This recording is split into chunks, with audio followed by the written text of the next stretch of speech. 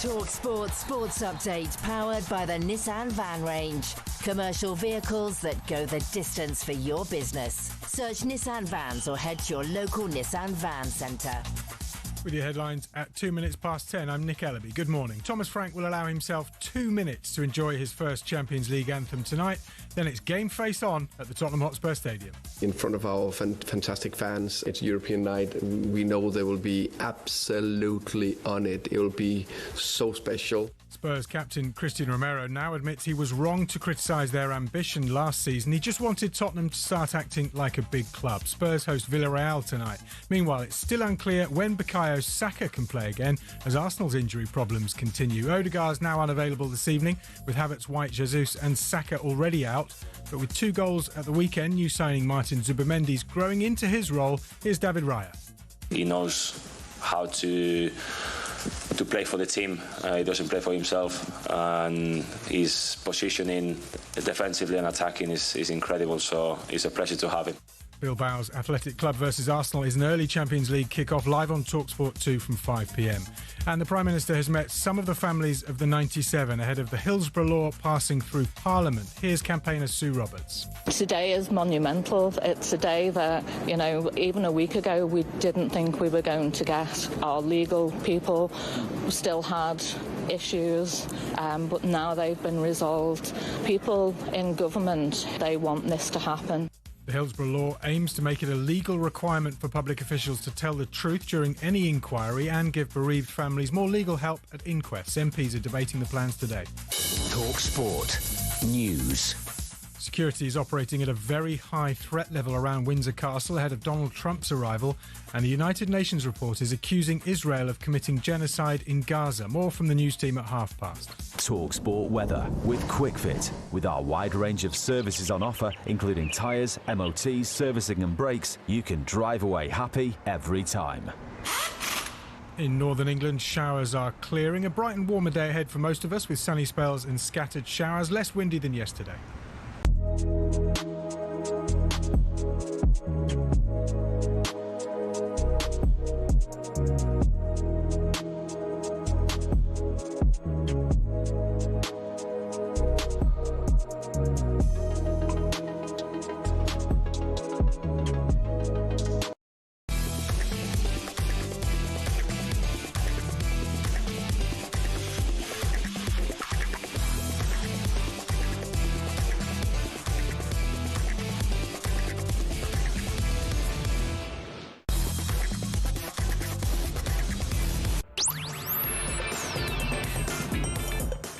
Good morning, everybody. You're listening to Jim White and Simon Jordan, and we are live on talkSPORT. So Chris Wilder is appointed Sheffield United manager for a 3rd time.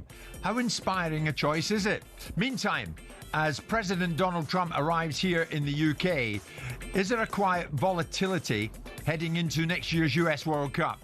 Also today, how strong is Burnley's compensation claim against Everton? Should the Rangers board call on their fans bluff? Is there still a place for the humble half and half scarf? Does success lead to entitlement? And with this week's Champions League return, are we set for an England versus Spain litmus test? It's Jim White and Simon Jordan, and we are live on talkSPORT. 100% engagement. Jim White and Simon Jordan on talkSPORT.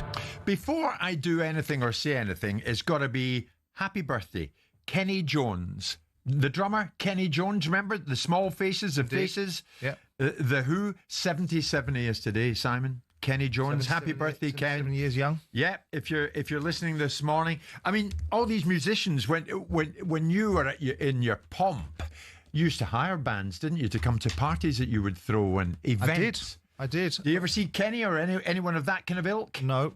I had Brian Ferry do a turn for me. I had Brian Ferry, Kid Creole on the Coconuts. Brilliant. I had Curiosity Killed the Cat, Imagination, and I had this on a Reform Specials for the same night. For the same night? Yeah, it was a big birthday, so I got all these guys to represent different eras of generations of my life, or decades of my life. And brilliant. As much as I like Brian Ferry, he was an argumentative swine. Didn't want to do Avalon or something. Didn't want to do it. But it was my mother's favourite song because obviously she likes these older pop stars like Rod Stewart and Brian Foxy and Brian Ferry. Brian Foxy. And he wouldn't do it. So I said, I'll tell you what, start off then. I'll get Cool and the Gang to do it. So he ended up doing it for his £100,000. So he wouldn't play the song that you wanted to sing for your mum. In his shiny suit. Brilliant. I love that. Flying down to Rio. I love that. Brian Ferry. Good morning, everybody. Good morning, Dean, who I met just in the street outside Guy's Hospital yesterday after the show. You're a big fan of the show, and I'm really delighted about that, Dean. And well done for what you're doing, mate. You were working for a charity yesterday afternoon in the streets here in London Bridge, and it was great having a chat with you. Big fan of Simon's, and I was delighted to speak to you. As always, this morning we are coming to you live in a variety of ways. Live on talkSPORT. You can watch the show, and so many of you telling me that you do that. We're live on Apple TV, Chromecast, Android, Google TV, even Prime Video, wherever you want to watch us. We are there for you. A lot to get through this morning. I hear we have fan media in post-match news conferences these days at some of the big clubs, not least north of the border at Rangers. I want to dip into a bit of that, and we'll also find out where it's going with Russell Martin up there, amongst other things. We know where it's going for Chris Wilder. Chris Wilder is appointed not for a second but a third time as Sheffield United manager. In he comes after Ruben Selles was shown the door. Ruben Selles sacked at the weekend. He oversaw 5 league defeats from 5 games, culminating in their 5-0 drubbing at Ipswich on Friday night, a game I watched. Ipswich were great. Well done to you, Kieran McKenna, for the way you masterminded that. So 90 days after leaving Sheffield United, Chris Wilder has been reappointed. Simon, what does it tell you? Because I know you've changed your views on Chris a bit. Is it unimaginative, though, for Sheffield United to revert to type? Well, my views were predicated upon one set of circumstances, and I think they were justified. And I don't carry them forward in perpetuity. If I've got new information, I'll react to it. And I think he's done a decent job. He's done a decent job most of the time he's been at Sheffield United. And I didn't think it was particularly fair that he lost his job at the end of the summer. So what I think it's quite embarrassing for the ownership, because it's not as if you've gone and gotten someone different. You've gone back to somebody that you said, yeah, I don't fancy you anymore because you don't fit the profile of a progressive manager, because we want to be data driven or whatever the hell they thought they were doing. And so we're going to bring somebody in that we think is going to do a better job than you. And after 5 minutes of them being here, we're going to come back to you. I hope he's held their feet to the fire. I'm always the first person to defend the owners. But in this instance, I think he can consider himself harshly treated. I think they're lucky that he's a Sheffield United fan and feels so motivated to go back there, because the margins of error. There were 2 teams that went up above him that on paper some would say should have gone up anyway. And then you look at because of their positioning in terms of parachute payments and where they were in terms of just coming out of the Premier League. Yeah. So he did a good job, and he did it in slightly different circumstances. We didn't have the same budgets, and he missed it by inches. I mean, inches. They should have beaten Sunderland in that playoff final. Fair play to Sunderland, they got through it. Yes, but to me, I sat there and thinking, I know if the brief was at the beginning of the season, you get us promoted or you got a problem. But if you're that close and the margins are so small, which they were, I know Sheffield choked at the end of the season a little bit and let themselves down in terms of when they're running towards the end, and they sort of imploded a little bit. Yeah, but Chris, I felt, still had the zeitgeist, still had the wherewithal. And if you're getting 90 points or circa, that's what they got, I think, didn't they? Yeah. What are you doing firing the manager? What is it that he did wrong? And why would you bring in... I know Ruben Selles speaks well, but what are you doing bringing in Ruben Selles is? What's he going to do that Chris Wilder got so close? The balance of probability is if you want someone to do something, you get someone that's already done it previously. Right, right. And he's taken them up previously. He put them in the Premier League. He kept them there for a season. He's made them a competitive side, almost getting them promoted again. What would you think you'll be fixing?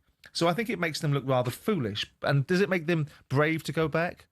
Well, it makes them realise the error of their ways, I suspect. Oh, sure. I mean, the Sheffield United statement, I think you're spot on, Simon. The statement's interesting in itself. Chris Wilder returns with proven leadership and an unparalleled understanding of Sheffield United. We're confident he's the right person to restore momentum until the squad and the fans, he will deliver the results necessary to achieve our objectives this season. Has he just gained that then? Well, it begs the question, why do you sack him? Has he gained all that? Has he gained all that in the interim period? Because we all know that when players don't play and managers don't manage, their stock goes up and people remember them much better than they actually were. Right. But Has he changed then? Has he subsequently in the last 90 days developed proven leadership? Well, exactly. And developed the acumen of achieving outcomes. I mean, they're bloody fools, aren't they? They make themselves look foolish by this. And they go back to Chris Wilder and they say to themselves, well, look, we've listened to the fans. Well, you didn't really listen to the fans. You've watched the results. Because if there was some degree of sanctity in the result, and I don't like to see managers sacked after 5 games. I'm not suggesting this. I can't make the case for Russell Martin over here and then say that Ruben Sellers hasn't been harshly treated. But in the instance of Russell Martin replacing Philippe Clement, whose race was run, I don't think Chris Wilder's race was run. So it's not comparing apples with apples. I think it's a bloody stupid decision. And it's even more stupid when you go back to the fella. Some people might say, no, this is brave leadership, is it not? No, it's stupid leadership. Recognising the error of your ways, getting back in there. But it's stupid. It's senseless. You've incurred cost. It's your money. Yeah. You've incurred costs by bringing a manager and you've now got to pay up to some extent. I mean, there'll be damage limitation to that, but you still spend money on it. And what did you actually achieve? Yeah. You wasted 5 games of the season. I mean, they all, these ownerships make mistakes, Simon. I mean, you'd be the first to admit to me that probably along the way in your time at Palace, yes, you made mistakes. But are they not saying here, yeah, we did that? So, Chris, get back in there. You've got to look at the methodology behind the mistake, right? I didn't fire somebody and then want to rehire them. I fired them and they stayed fired because they deserved to be fired. Chris Wilder did not deserve to be fired. So why fire him? Because you can, and why make it about a principle of we need a new direction and data-driven? What a load of old cobblers. You need a good football manager. Now, of course, you've got 41 games in the Championship. It's a long season, a brutal season, and he's perfectly capable of getting them back together and catapulting them back up the table. But why put the fellow in this position in the first place? I mean, there's a part of me that would say to him, so far I said, listen, tell him to poke it. The fact he's a Sheffield United fan changes the direction of travel. But I think it's a poor... I mean, the interesting thing will be, how does the relationship bed itself in? I mean, it doesn't strike me, Chris Wilder, as someone that suffers fools gladly. And sometimes he's been a fool himself, so he probably didn't suffer himself gladly at the time. But I think that he should be making these guys work pretty hard to be able to support him, because the transfer window's gone. So he can't have any money now. So he's having to have what someone else has decided for him. So not only has he been disadvantaged by losing the job in the first place, he's now being handed a squad that he, in part, has not bought players for. Well, I mean... well done, them. I was messaging Chris last night, wishing him good luck, and I think he's going to need it. And he will join us once he's done club media work. He will join us at some stage after that. But certainly, I know how much it meant to him, trying to get Sheffield United up to the Premier League promised land, because this was his reaction. He was so gutted after they came so close at Wembley. Yeah, it's going to take quite a while to get over this. And we're going to have to suffer and go through the pain. It's been a challenging season, as we talked about. 2 outstanding teams above us getting to 100 points, just to get 92 points. So thereafter, Chris was out, and now he's back in again for a third time. Is it third time lucky for Chris Wilder at Sheffield United? Sheffield United fans, you've listened to what Simon said about the reasons that the ownership maybe have had to reappoint him, but those same owners look somewhat stupid in Simon's eyes this morning. Chris Wilder, though, in there, is he the right man for the job? Is he the only man for the job? Let us know. 03717 223344 81089. It's Tuesday, September the 16th. Simon's still trying to get his breath back because you had a long walk from Waterloo Station. And well done. Thank you. I did. I walked my son to school at the same time as deciding to walk from Waterloo Station, and I'm knackered now. Stay with us. A lot to get through between now and 1. We're live in talkSPORT.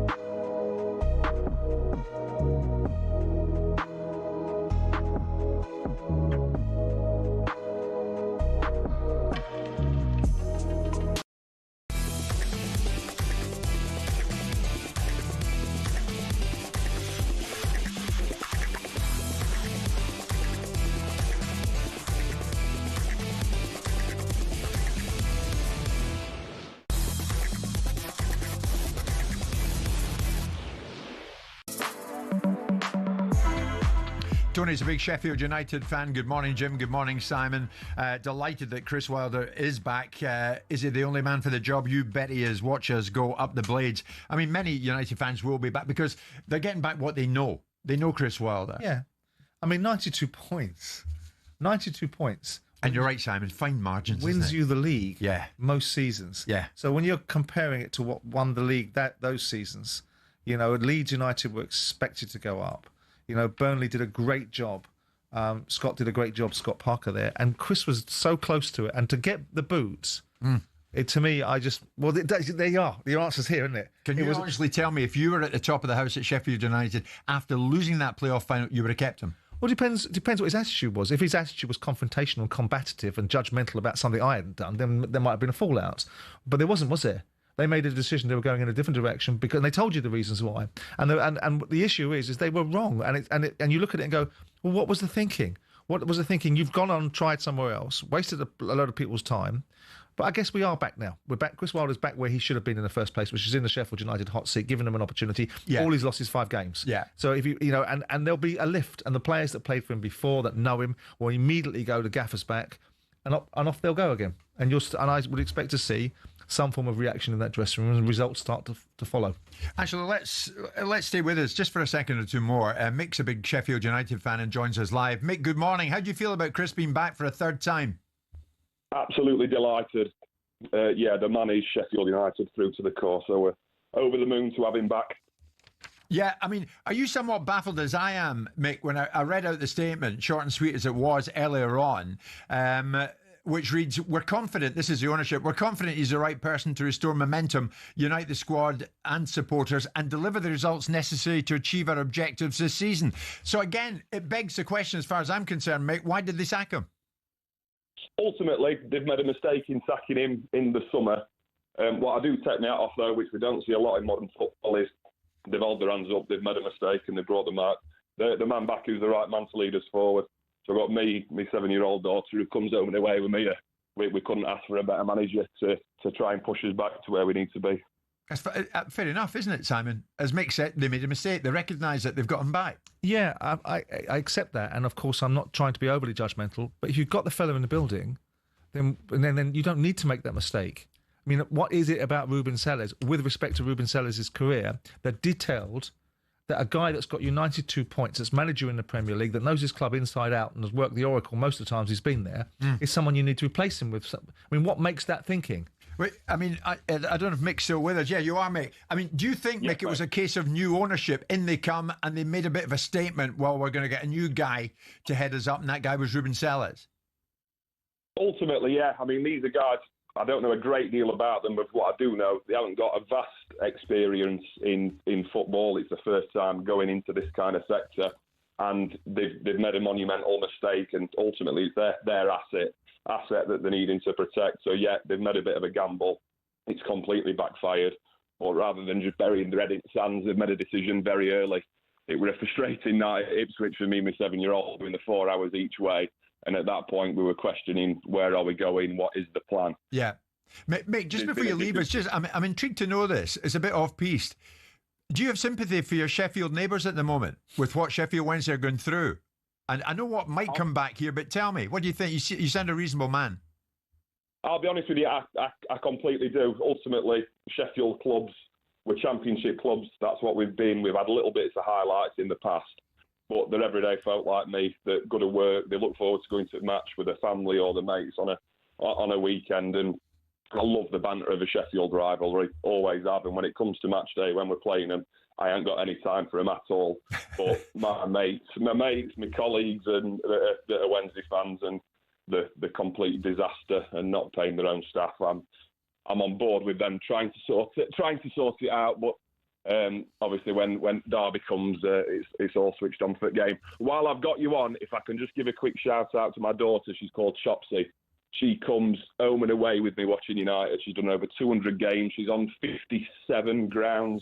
that she's done supporting club and country. Brilliant. So yeah, Chopsy's Football Diary. Chopsy? On socials. Yeah, Chopsy's Football Diary. Chopsy's a nickname which she goes by. Yeah, home and away. Well done to Chopsy. Give her our best. That's great. That was a great call, Mick. Thank you very much indeed. Simon, we turn our attention to the Champions League. It returns this week. How about this? So tonight, and it's live on talkSPORT 2, Athletic Club Bilbao against Arsenal. Elsewhere, it's live on talkSPORT. Tottenham versus Villarreal. Liverpool in action, of course, in Wednesday against Atletico Madrid. That's talkSPORT 2. Thursday, Newcastle versus Barcelona, live on talkSPORT. Do you know, there's this theme here, isn't there? The Champions League returning, yeah, but are we set for an England versus Spain litmus test here? Because some of the best English clubs up against some of the best from Spain. Here's the thing, Simon, 6 English winners across the last 25 years of Champions League. I mean, should the Premier League's financial might start translating into more dominance on the European stage? Well, you look at that and you say, since the European Cup existed since 1955, all the way through to its current format of the Champions League, which was started in 1992, English didn't play in the first European Cup.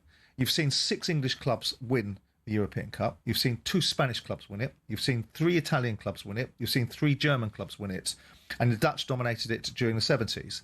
So we've got more teams in this country that have won the competition. I would suggest that means that our leagues are more competitive, which means it throws out more teams that are capable of competing in Europe rather than 2 clubs in Spain that dominate Spanish football, that took all the money out of Spanish football for years and years and years, and in fact didn't win the European Cup for 30-odd years between 1960s up till the mid-90s.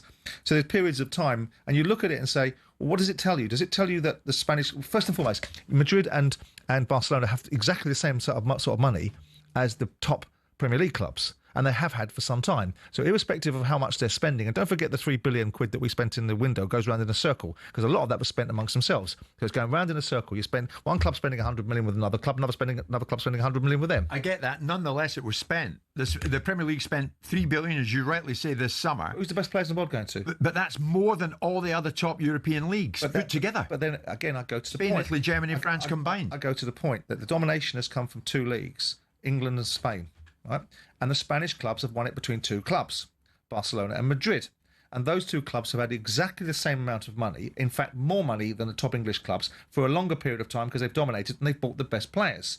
So actually, it will tell you that the argument that the financial might of the Premier League does translate because 6 clubs have won the European Cup, 4 in the new era of Champions League against the Spaniards 2. So the Spaniards have an easier league to play in and more money. Yeah. So what's the argument? Now, I would think it's England's time. It's the time for the English clubs. Because of what they're prepared to put down, no fewer than 7 English clubs outspent Real Madrid, including Nottingham Forest and Tottenham. Yeah, but remember, if you look at Real Madrid's squad value, I would imagine it dwarfs all of them. Look at the squad. Look what they've got in their squads. Just because you're encapsulating it in one transfer window, go and look at the squad value. They've got Mbappe. They've got bloody Jude Bellingham.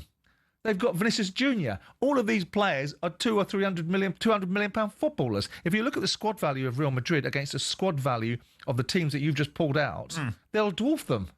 If you look at the revenues of Real Madrid, I mean, Real Madrid's revenues have gone for €1 billion. They're the biggest revenue-generating club in the world. So why are we surprised that they've dominated European competition? Yeah, but look at what's falling into the lap of some of the top English clubs.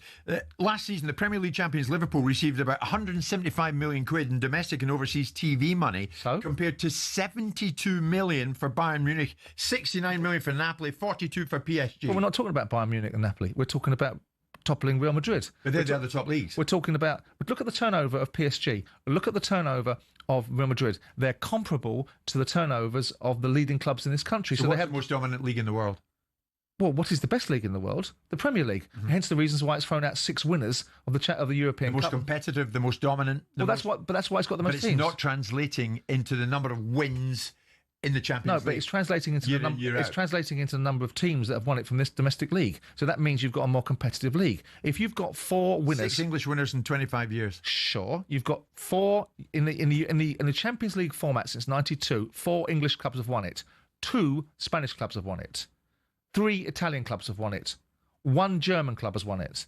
So I would suggest to you, that, and don't forget that Bayern Munich's turnover is as big as any of the English clubs because they get their money from commercial revenue, not broadcasters. Yeah. The Real Madrids of the world and the Barcelona of the world get their money from the socios, so they get hundreds of thousands of euros, millions of euros from their membership schemes. So their broadcasting rights might be smaller than our broadcasting rights, but their commercial returns are just the same. They fish in bigger ponds. Every bugger wants to leave English clubs to go and play for Real Madrid.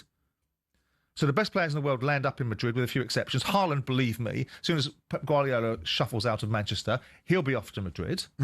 So with respect, in a cup competition, the Champions League has opened the door to the Spanish, and they've dominated it at times, but there's also been times when they haven't. It's only in recent years, interestingly, that Madrid have dominated, because whilst they dominated it in the 50s, when the English clubs didn't play in it for the first season, didn't take it particularly seriously because they thought Wolverhampton Wanderers were the champions of Europe, and that's why the competition was formed in the first place.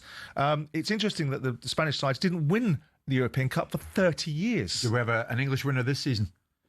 I fancy Liverpool, yeah. Yeah. I mean, they should do. I mean, they've got a player in Isak and other players in that squad that are perfectly capable of fighting on all fronts. So you should see Liverpool cement themselves not only as the Premier League champions, but potentially take their rightful place at the top table in European football. Let us know what you think. Who's going to come out on top this week? Will it be England or will it be Spain? When you look at the matchup between the clubs, Athletic Club v Arsenal, Tottenham versus Villarreal, Liverpool, Atletico Madrid, and on Thursday, Newcastle, Barcelona. Who do you go for on aggregate over these ties? The English clubs or the Spanish clubs? You might want to let us know. 03717 2233 44 at 10:30.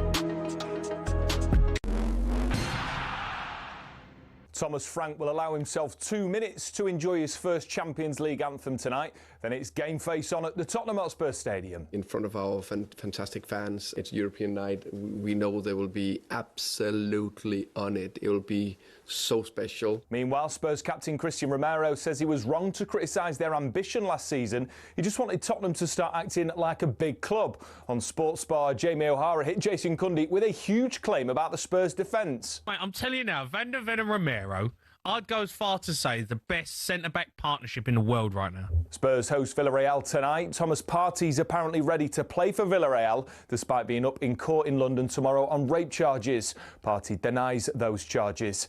It's still unclear when Bukayo Saka can play again after his hamstring problem. Arteta says Saka's still got a lot of things to go through to be ready. Arsenal's injury problems continue. Odegaard's unavailable tonight, with Havertz, White, Jesus and Saka already out. And the Prime Minister has welcomed some of the families who lost loved ones during the Hillsborough disaster to Downing Street. It's to mark the introduction of the so-called Hillsborough Law to Parliament, which the government says will end a culture of cover-ups. Here's campaigner Sue Roberts. Today is monumental. It's a day that, you know, even a week ago we didn't think we were going to get. Our legal people still had issues, but now they've been resolved. People in government, they want this to happen.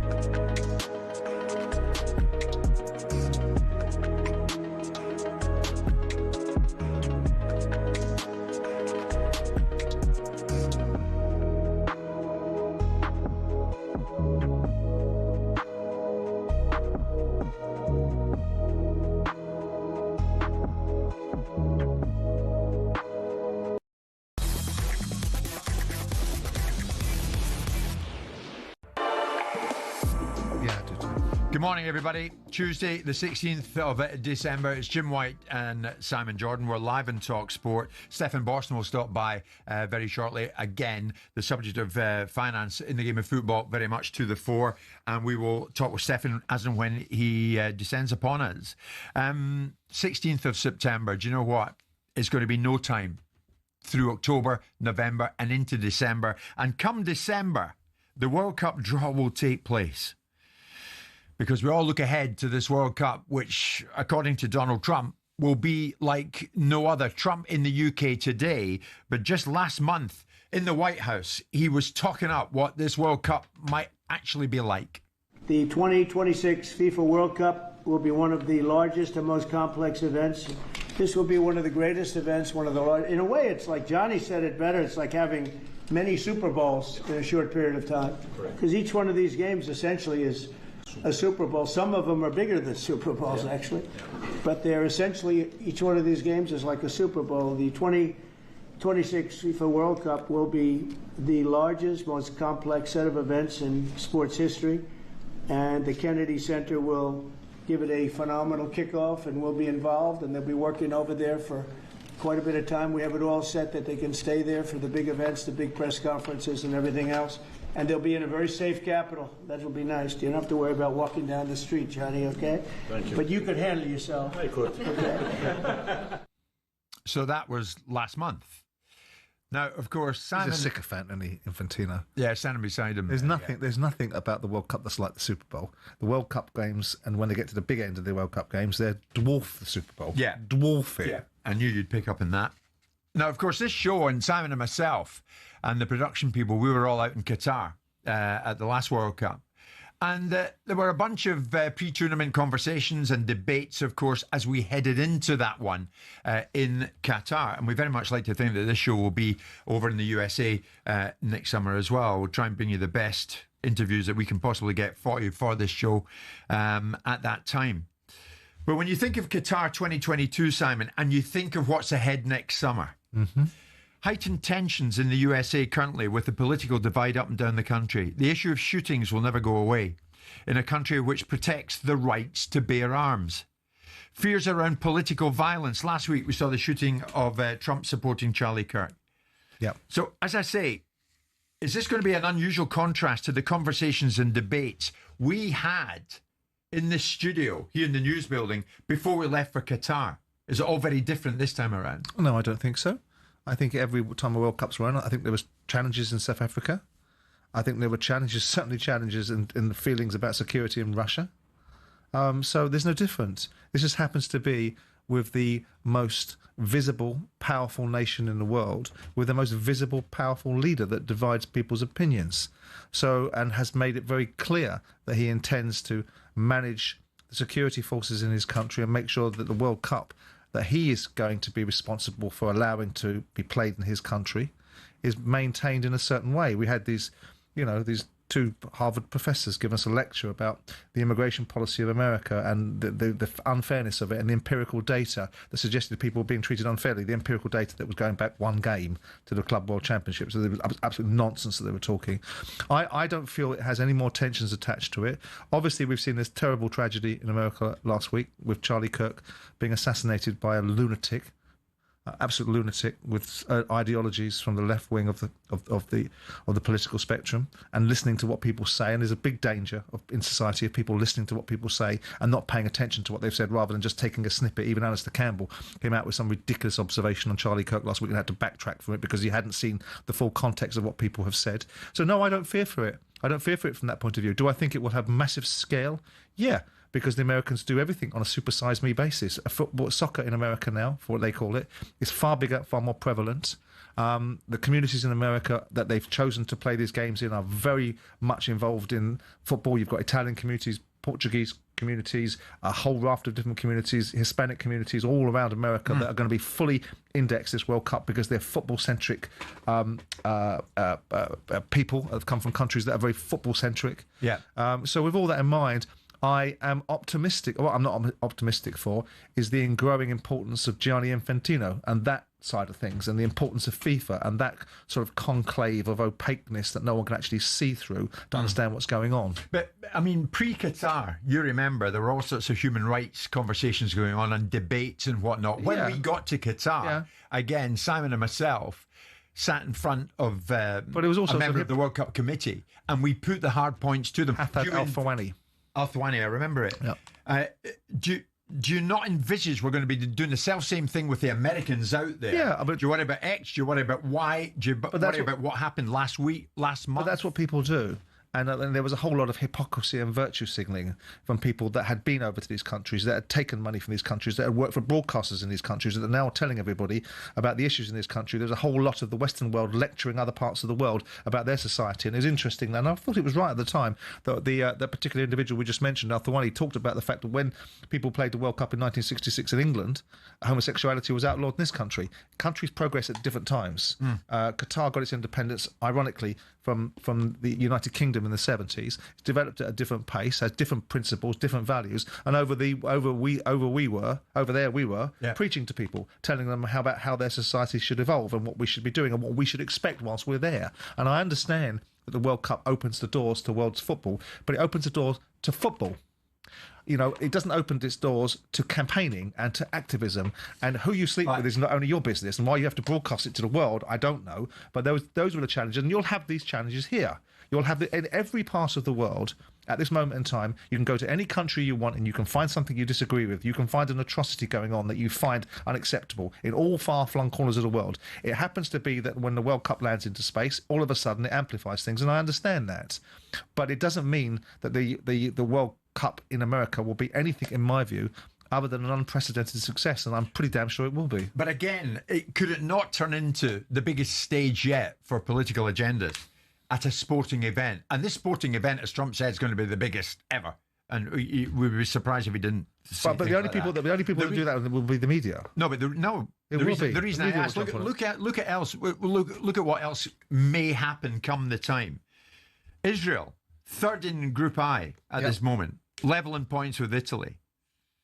Now, should there not be a nervousness amongst the football authorities over there Can you imagine if Italy qualify? Now, Italy fans last week staged a protest ahead of their qualifier against Israel. That was a game that was played in Hungary. Sure. And we saw what happened. Fans turned their backs while Israel's national anthem was being played. They held up banners with the word "stop" in reference to the ongoing situation in Gaza, of course. Now, we saw what happened more recently in the cycling event. The Israel Premier Tech team, Sunday's final stage, of course, in that particular competition at the Vuelta, was abandoned after protesters blocked the finish in Madrid. Well, can you imagine what might happen if Israel qualified for the finals next summer? Knowing that going in, for being prepared for it, being prepared for those eventualities, as I said to you, without diminishing the importance of the images that we see from regions that are so challenging for us to watch. There are atrocities going on all around the world.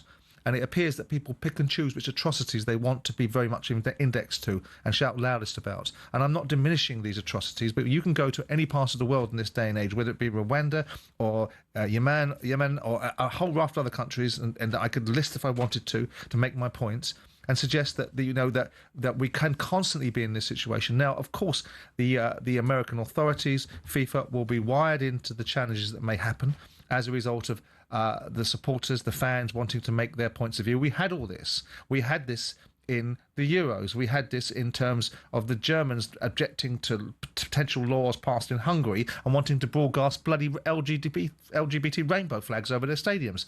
Mind your business. Yeah, but Simon, this is the biggest jet. This is the USA. Sure. Over a vast and with respect, the USA are very aligned to Israel, aren't they? So their particular leaning towards Israel and support of what Israel is doing, whether you like it or you don't, will lend themselves to thinking about the ramifications of this team competing in this tournament and what they're prepared to do to support FIFA. Because we've seen what FIFA do. FIFA are like the Vatican State, or think they are. They roll into town and everything becomes under FIFA law. We saw it in Qatar. We saw roads being cordoned off for miles and miles around the stadium. FIFA regulations coming. It is almost like being in the Vatican State. We have to abide by FIFA laws. So they will play this into their thinking.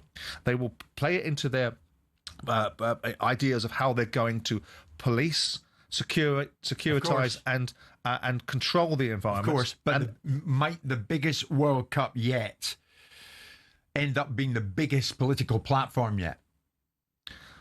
Well, at a sporting event. Again, for whom and to what end? I mean, the other day, again, we were listening to those everyone who's got couple of hair bears from Harvard that were sitting there telling us that it was a political policy that Trump was using the World Cup for. No, it wasn't. No, you just didn't like their view on that occasion. No, I disagreed with it. It's not a case of disliking it. I don't mind having a disagreement with someone. I don't actually mind getting new information and changing my mind. In fact, that's why I listen to dreadful people on LBC like James O'Neill. I'd rather set them on fire than listen to them, but I actually James O'Brien. What I want to do is have a different point of view, because I know my point of view.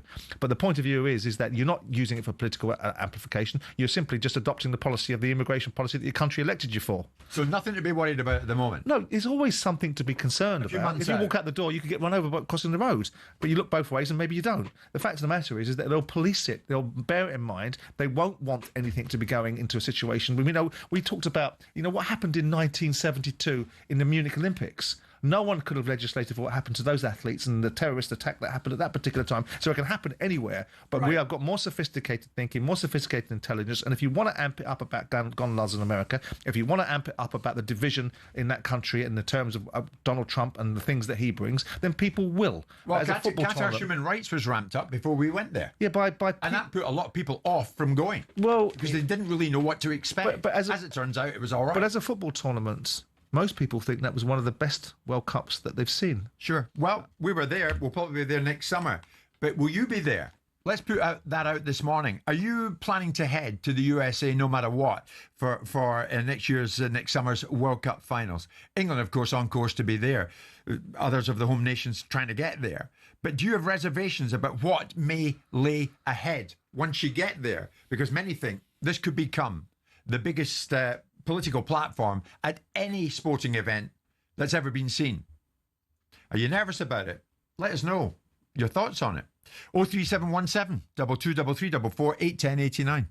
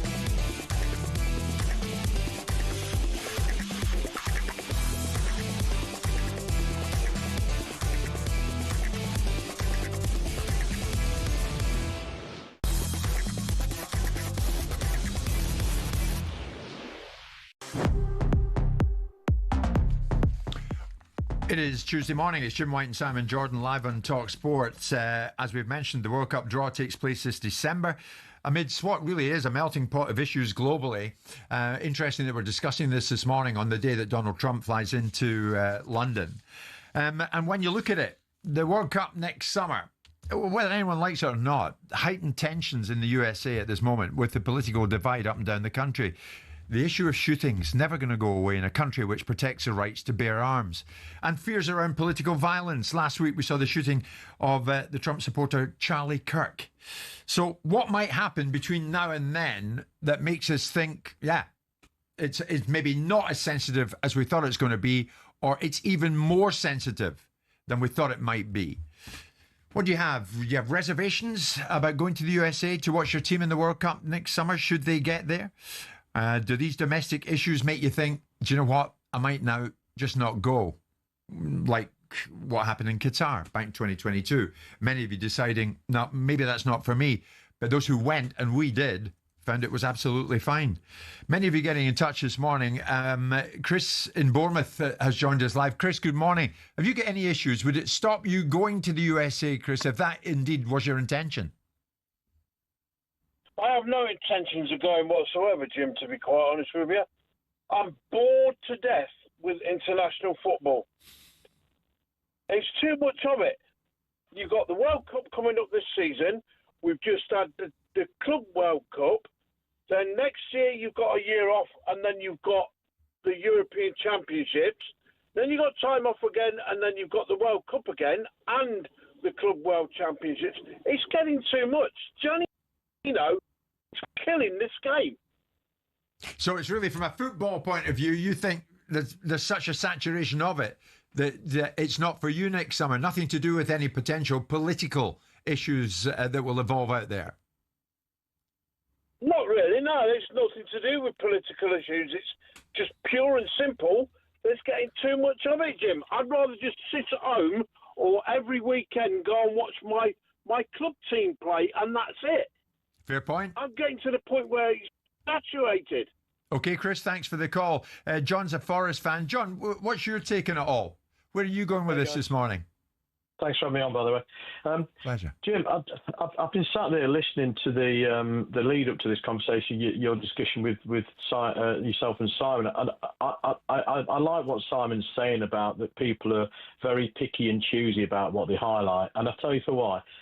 I think I'm a growing number of people who's sick and tired of politics or potential politics or what you've alluded to today being brought into some of the world's greatest sporting events, right?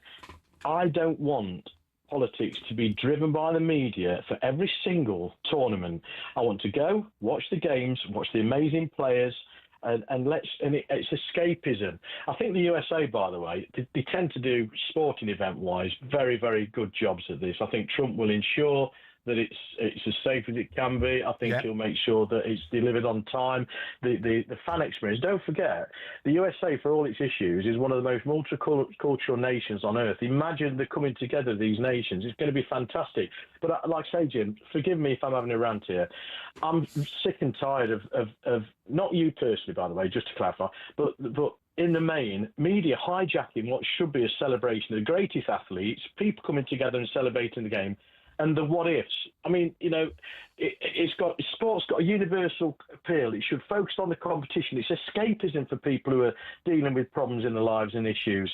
And the fact of society is it can reflect on society, but it can also reflect on the good things in society. Let's drive that narrative. Let's see the World Cup in the USA. I'm totally with you, John. Just together and celebrate. And let's drop this.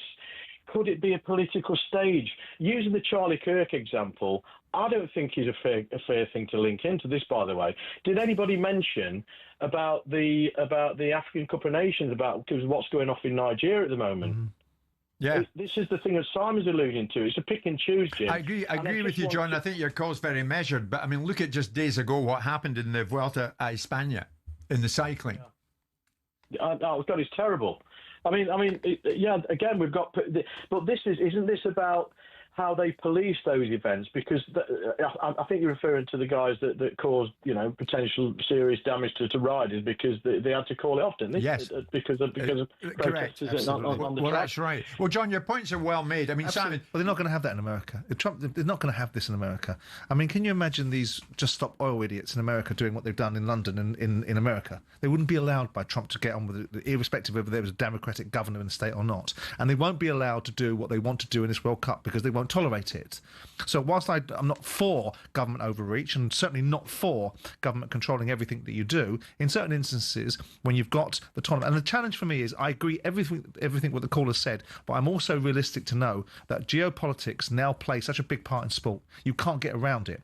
And you can't get around the fact that nation states are buying football clubs to use influence to be able to control the direction of travel that they want to go in. And once you've got those sort of things happening in and around sport, it's inevitable that politics is going to find its way into it. What I don't want to do is ever encourage that. No, of course. My attitude is not unrealistic. But I know. right. It's inevitable politics gets involved. I know it's there, but I don't want to sit there allowing it to be. I don't want to be encouraging it, developing it, saying it's a reasonable platform. I don't want sports to be a role model for anything. I want sport. I don't think sport should be operating to a higher level. I think society is represented in sport, and sport's represented in society. And I don't think footballers should be role models. I don't think we should be looking at what they do. If young kids want to admire a footballer's prowess on a football field, fine, but they shouldn't be working out whether he's a good person, telling his life story to be able to determine whether they're going to be good in life or not.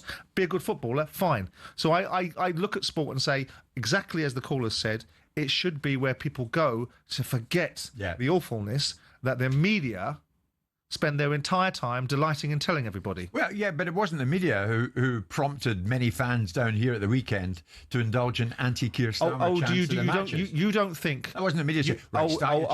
You don't think that the tub thumping of certain sections of the media that rile people up, provide misinformation, misrepresent, and take people down a direction and create this sort of energy alongside the social media guys that are laws unto themselves, you don't think that's what happens? You think people just sit around formulating opinions without being constantly... I think they've got their own minds and they've got opinions of their own. We know that's not true. We know that there are very few leaders in society, and certainly very few leaders in politics. Most people are lemmings, and if they're given something to follow, they'll follow it, and media does it poorly sometimes without any responsibility. I thought you were telling me you were tired after your walk from Waterloo. Well, I'm on my self-righteous soapbox for that particular little soliloquy, aren't I? Good man. It's 11 o'clock.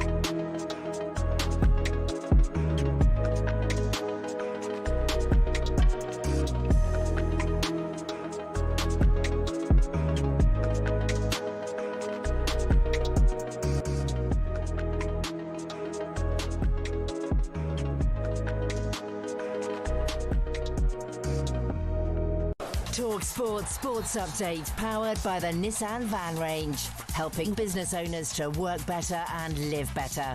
Search Nissan Vans or head to your local Nissan Van Centre. With your headlines, it's just coming up to 4 minutes past 11. I'm Nick Ellaby. Good morning. The Champions League is back on talkSPORT today, and ahead of his first game in the competition, Thomas Frank says he'll give himself 2 minutes to enjoy the anthem. Of course, you'll remember the 99 Man United triple, crazy win against Bayern, the Liverpool Milan 3-3. So there's so many Champions League memories, so many big games. Frank's looking to create his own memories as Spurs host Villarreal tonight. Captain Christian Romero admits now he was wrong to criticise Tottenham's ambitions last season. He just wanted them to act like a big club. Romero now says he's happy in North London. Meanwhile, Arsenal kick off early in Bilbao. That's live on talkSPORT 2 from 5 p.m. Odegaard's ruled out. Havertz, White, Jesus and Saka are also injured, and there's no word on whether Saka will be back either. Now, the Prime Minister says the Hillsborough Law can change the balance of power in Britain. Plans are finally passing through Parliament. Victims Minister Alex Davis-Jones explains what the legislation will do. It will enable, the ordinary people in our country to have that fair representation at an inquest. It will allow the truth to come out more freely, and if it doesn't, then there will be action taken against those individuals who seek to deliberately mislead or lie about what they knew and about what they sought to cover up. MPs will debate the bill today. Campaigners are pressing them not to water it down. The British Grand Prix will stage a sprint race next year. Silverstone held F1's first ever sprint in 2021 but hasn't been on the schedule since.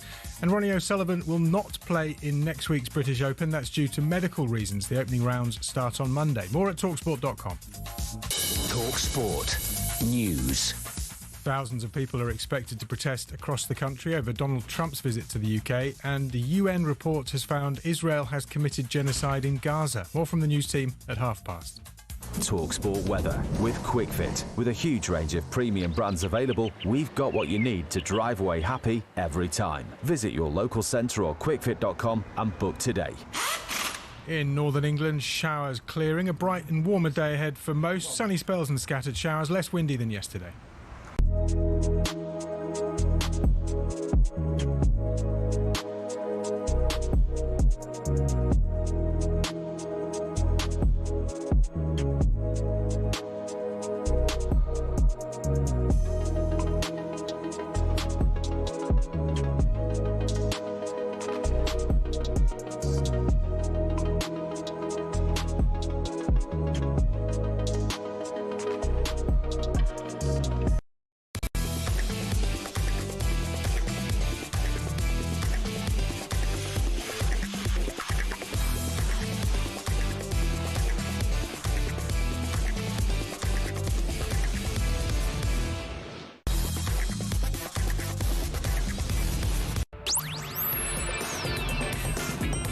Good morning, everybody. 6 minutes past 11 o'clock. It is September the 16th, Tuesday morning. Jim White and Simon Jordan. We are live on talkSPORT. I want to thank you for all the messages that come into the show, as always. You all love responding to Mr. Jordan, and that's what we're all about. You're all watching as well this morning. I hear many of you taking to watching the show on a daily basis, watching us on Apple TV, Chromecast, Prime Video, wherever you can get us, you are watching, and that makes me feel very happy. Certain fans of certain clubs not happy at the moment. I wonder if Burnley fans will be happy come the end of this. I wonder if it will be Everton fans who are happy at the end of this, because this is an interesting compensation case, Burnley versus Everton, and I wonder where it will go. It's happening this week. Football finance and legal expert Stefan Borsen is in studio with us. Shall I explain it briefly as I understand it, Stefan? Burnley's compensation case against Everton starts this week. Burnley said to be seeking up to 50 million quid in compensation, which they claim they owed after Everton breached the Premier League's profitability and sustainability rules. Everton were given a 10-point deduction in November 2023, later reduced to 6 on appeal. But Burnley argued that the points deduction should have been applied in the 21-22 season when Everton initially breached, and if that had happened, Burnley would have avoided relegation. Yeah. End of. How strong is Burnley's case? I think they've got a decent case, not quite on those terms, but certainly not for £50 million. And I think the argument that the 6 points should have been deducted in that season doesn't work as an argument because, of course, the way the PSR test works, it only tests after the event. So I don't think it's quite as simple as that situation. But the reality is that in cases like this, where Burnley can show that there was a real and substantial chance, is likely to be the test that's required. And that's really probably only something like a 10% chance, where they can show there was a real and substantial chance that Everton would have got 4 or more less points, and therefore Burnley would have survived, they may well win some compensation. Now, so the test... How do you prove that? Well... How do they prove that? Obviously, nothing in these scenarios is simple. Would it be that players that they've signed that have contributed match-winning performances, would that be the sort of area that they go into? Well, they'll try and say that it's established already from the original independent commission. And by the way... Who opened the doors for, yeah. They said very clearly that there was the PSR situation was... and this is what they said.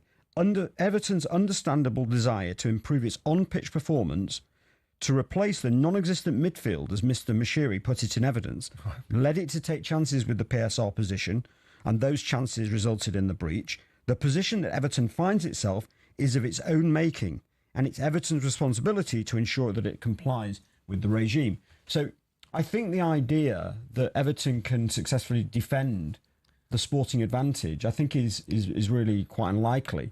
And so what Burnley will be saying is it's already established that Everton bought players to improve on-field performance. That then got them some extra points. The only question is, how many extra points was it? And whilst it's difficult for a commission to assess whether it's 3 points, 4 points, 5 points, it'll have a go. And it'll be a sort of weighted basis.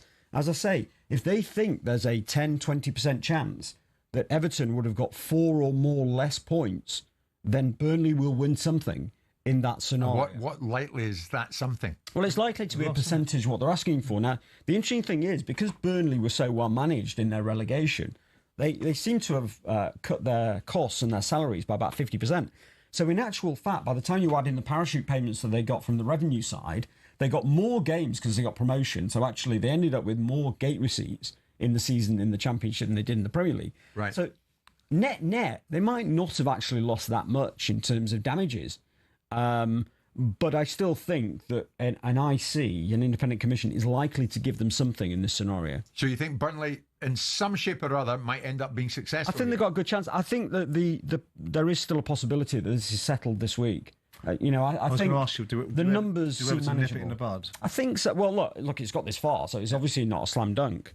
But now is the time when, of course, they've seen each other's cases, because they've seen all the openings that will be presented in the first days of the hearing, and they'll know the likely range that they're talking about, which I think is probably something like 10 million quid, is 0 to 10 million quid. Million. So it feels like the sort of amount that should be readily settleable. 5-6 million. And have the new Everton ownership, Seth, and the Friedkin Group, have they factored that in?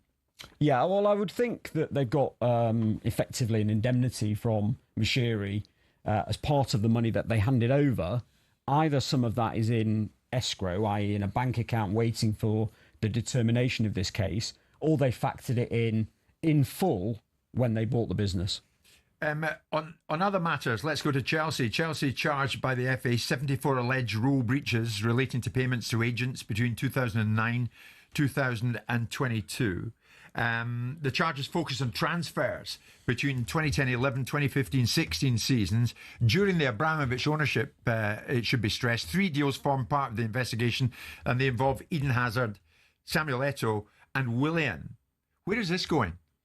Well, they've already been fined by UEFA. And of course, the key thing here is they've admitted it. Okay, so what we don't know is how many of the 74 they've admitted and how many transfers it relates to. What actually happened was that after the initial tranche of admissions by Chelsea, the new ownership, we understand that even after that, some of the Cyprus papers were discovered to show further breaches. So we don't know. We assume they're going to admit everything, and that certainly seems to be the tone of their communication. The interesting thing is, the way they're briefing at the moment is, we believe this is just going to be a fine only, and that UEFA is a precedent. First of all, UEFA is not a precedent on this situation, because the UEFA situation was a settlement with them, and there are various reasons why the UEFA situation is different from the FA situation. The FA breaches are quite specifically related to agents and intermediaries, and are different from the UEFA charges and would be different from the Premier League charges. If you look historically at FA charges versus clubs with agent and intermediary issues of this nature, there's really two key cases. One was Spurs in 1994, where the initial punishment was 12 points plus a ban from the FA Cup plus a fine. That was later reduced to 6 points and still the FA Cup. And then if you read Alan Sugar's book, you see that actually what happened in the Wild West of 1994 is that he took them to an arbitration that he wasn't really entitled to and managed somehow to get it overturned in its entirety.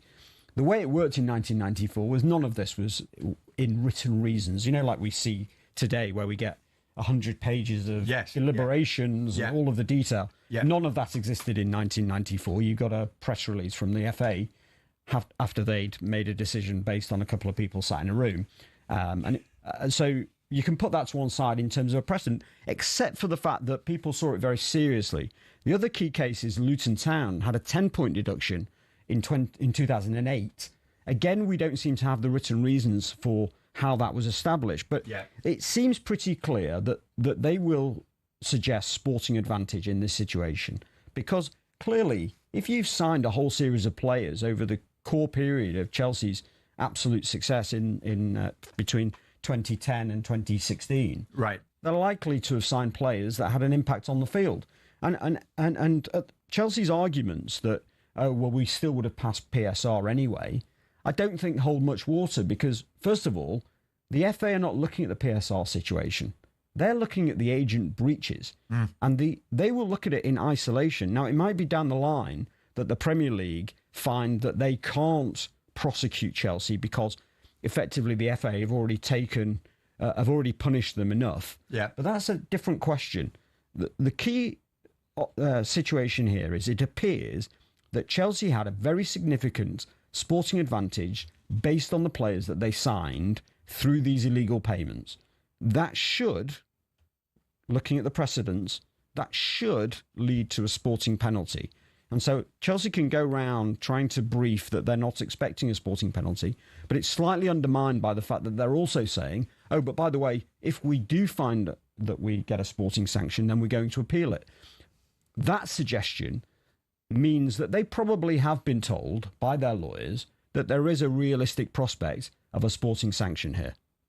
So a fine, transfer embargo, points deduction, what? Well, I'd start at the end. Points deduction, transfer embargo, and fine. Oof.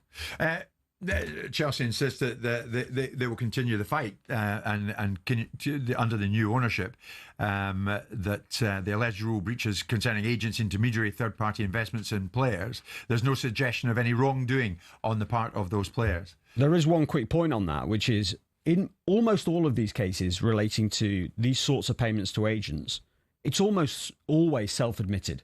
It's almost always the new management team coming in and blaming the old management team. That's what happened with Alan Sugar and Irving Scolling in 1994. That's what happened with Luton Town when the new management came in. They blamed the old management. That's not unusual. So that in itself is only mitigation. It's not a complete cleansing of the situation.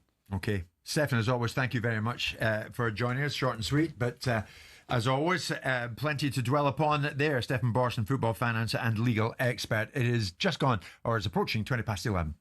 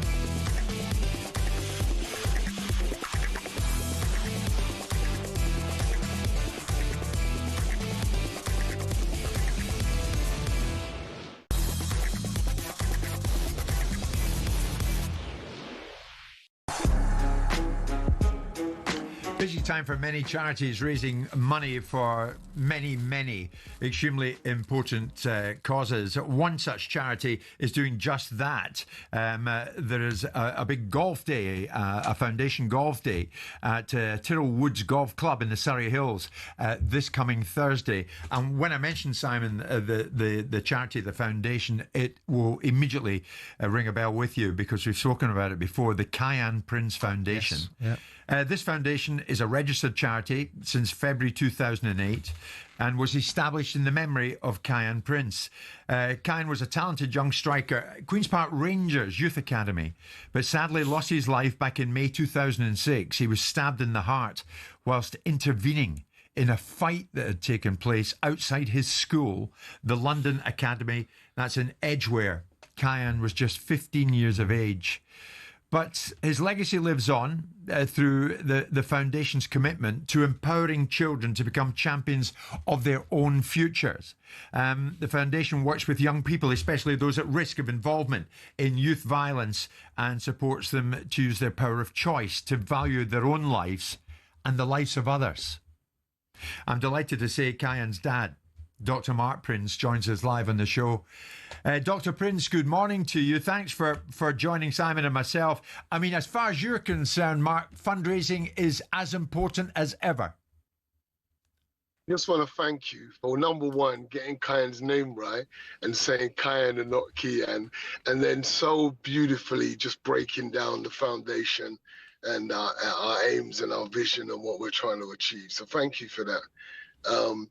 To answer your question, 100%, the lifeblood of the Cayenne Prince Foundation and charities like ours is to raise funds, right? So we've been trying different ways. For a long time, we've been looking for 1,000 people committed to donating £10 a month. That would go so far in securing a lot of the resources and the support that we need to allow children to come in and go through our coaching sessions that empower them to lead their lives and help transform their mindset. And we use boxing. Being a former champion myself, I've recognized along the journey how that created discipline, routines, positive habits, the right positive mindset and character, built a really solid character where I could respect people, value my life, develop my self-belief and esteem. And all of these things, this model and system, we're using the same thing for the young people. And it's proven to be the solution to not just youth violence, but just people feeling like they're great citizens of the country and doing good and adding value to people's lives and the country. Mark, I mean, the work that you do is amazing. How many young people do you think you have reached already with your message? I'll be honest, when we done the investiture down at the Old Bailey, they gave us the Old Bailey to investiture after the OBE. I announced at that time, and that was 2019, that we'd already seen over 100,000 young people. Wow. So from 2019 to now, and let's just give this week for an example. Yesterday, I saw over 250 young people. The impact and the feedback, not just from young people. I'm hugging teachers who are crying. I'm hugging teachers that are sharing that this ain't just for young people. This is for us, because they're learning so much from the talks. And then we back that talk up by running shops that help them to understand how their thoughts impact their feelings and their feelings impact their actions and create their outcomes. So it's a really powerful model that we're using to transform young people's lives. We need the support of the people. We lost a couple of our celebs for the event. Unfortunately, sickness, other things came up. And but we'd really like the people to go online and commit to £10 a month for KPF. Mothers, fathers are contacting us every day now on social media. Go on at the KPF on Instagram and Facebook and those sites. You'll see so many people are just asking for our service, coming to find us. Americans are contacting us now saying, we need you down in America running these projects. These things are working, Jim. It's powerful. Sure is, isn't it amazing? Well, all in memory of Cayenne. Absolutely. I mean, I thought Mark was a remarkable man when he came on last time, and nothing's changed. I saw him at boxing recently, and I think absolutely good to see you then, mate. And I think the things that he does, the manner in which he talks, and the legacy that he's created to his son is phenomenal. And I think that you should be commended. I'm more than happy to sign up to £10 a month at the very least, mate. And if anything I can do, Mark, you let me know, yeah? Thank you so much, my brother. I really appreciate you guys, man. Thank you for letting me come on and have a minute to just share with the people I work. And I really hope that people support it. Don't wait until the last minute till your young child's in trouble. Here to support families, here to support single mums and their children that are putting them under a lot of pressure. Cayenne, it's a long time since, I beg your pardon, Mark, a long time since Cayenne lost his life in May 2006. Yeah. But even to this day, you're keeping his memory alive, and we want to help do that on this very show on talkSPORT. Yeah, and I want to commend talkSPORT for always being supportive and giving me a platform to talk, because we have had people that have contacted us after this that have been supportive, and people have given and donated. So we're really thankful to you guys for the way that you've supported us and given us a moment to share the story. It's the least we can do, Mark. Dr. Mark Prince, father of Cayenne Prince. Mark, thank you so much for joining us. And if you're stopping by Tyrrellwood Golf Club, Tyrrellswood Golf Club in Surrey Hills around Thursday time during the day, stop by, go in. You'll see a whole number of celebrities taking part in what is the second annual Cayenne Prince Foundation Golf Day. Terrific effort by his dad. Absolutely. Brilliant. Wish him well. And we wish you well if you pop along to that this Thursday. That is then, this is now, and right now it's 11:30.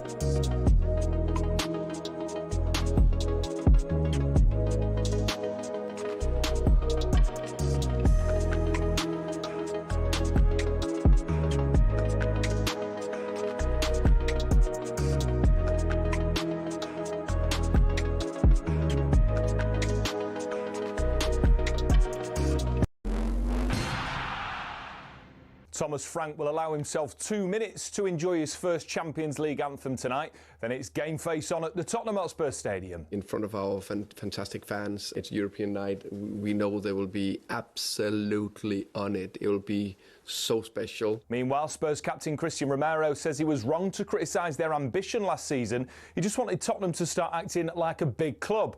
On Sports Bar, Jamie O'Hara hit Jason Cundy with a huge claim about the Spurs defence. Mate, I'm telling you now, Van der Ven and Romero, I'd go as far to say the best centre-back partnership in the world right now. Spurs host Villarreal tonight. Thomas Partey's apparently ready to play for Villarreal, despite being up in court in London tomorrow on rape charges. Partey denies those charges. It's still unclear when Bukayo Saka can play again after his hamstring problem. Arteta says Saka's still got a lot of things to go through to be ready. Arsenal's injury problems continue. Odegaard's unavailable tonight, with Havertz, White, Jesus and Saka already out. And the Prime Minister has welcomed some of the families who lost loved ones during the Hillsborough disaster to Downing Street. It's to mark the introduction of the so-called Hillsborough Law to Parliament, which the government says will end a culture of cover-ups. Here's campaigner Sue Roberts. Today is monumental. It's a day that, you know, even a week ago we didn't think we were going to get. Our legal people still had issues, but now they've been resolved. People in government, they want this to happen.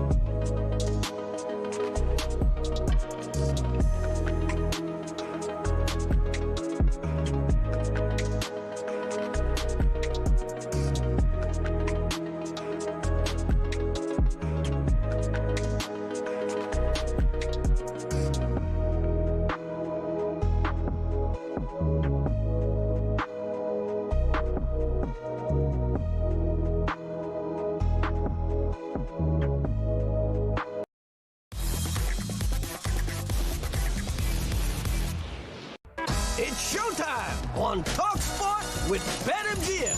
Get ready for the golden era of sports betting.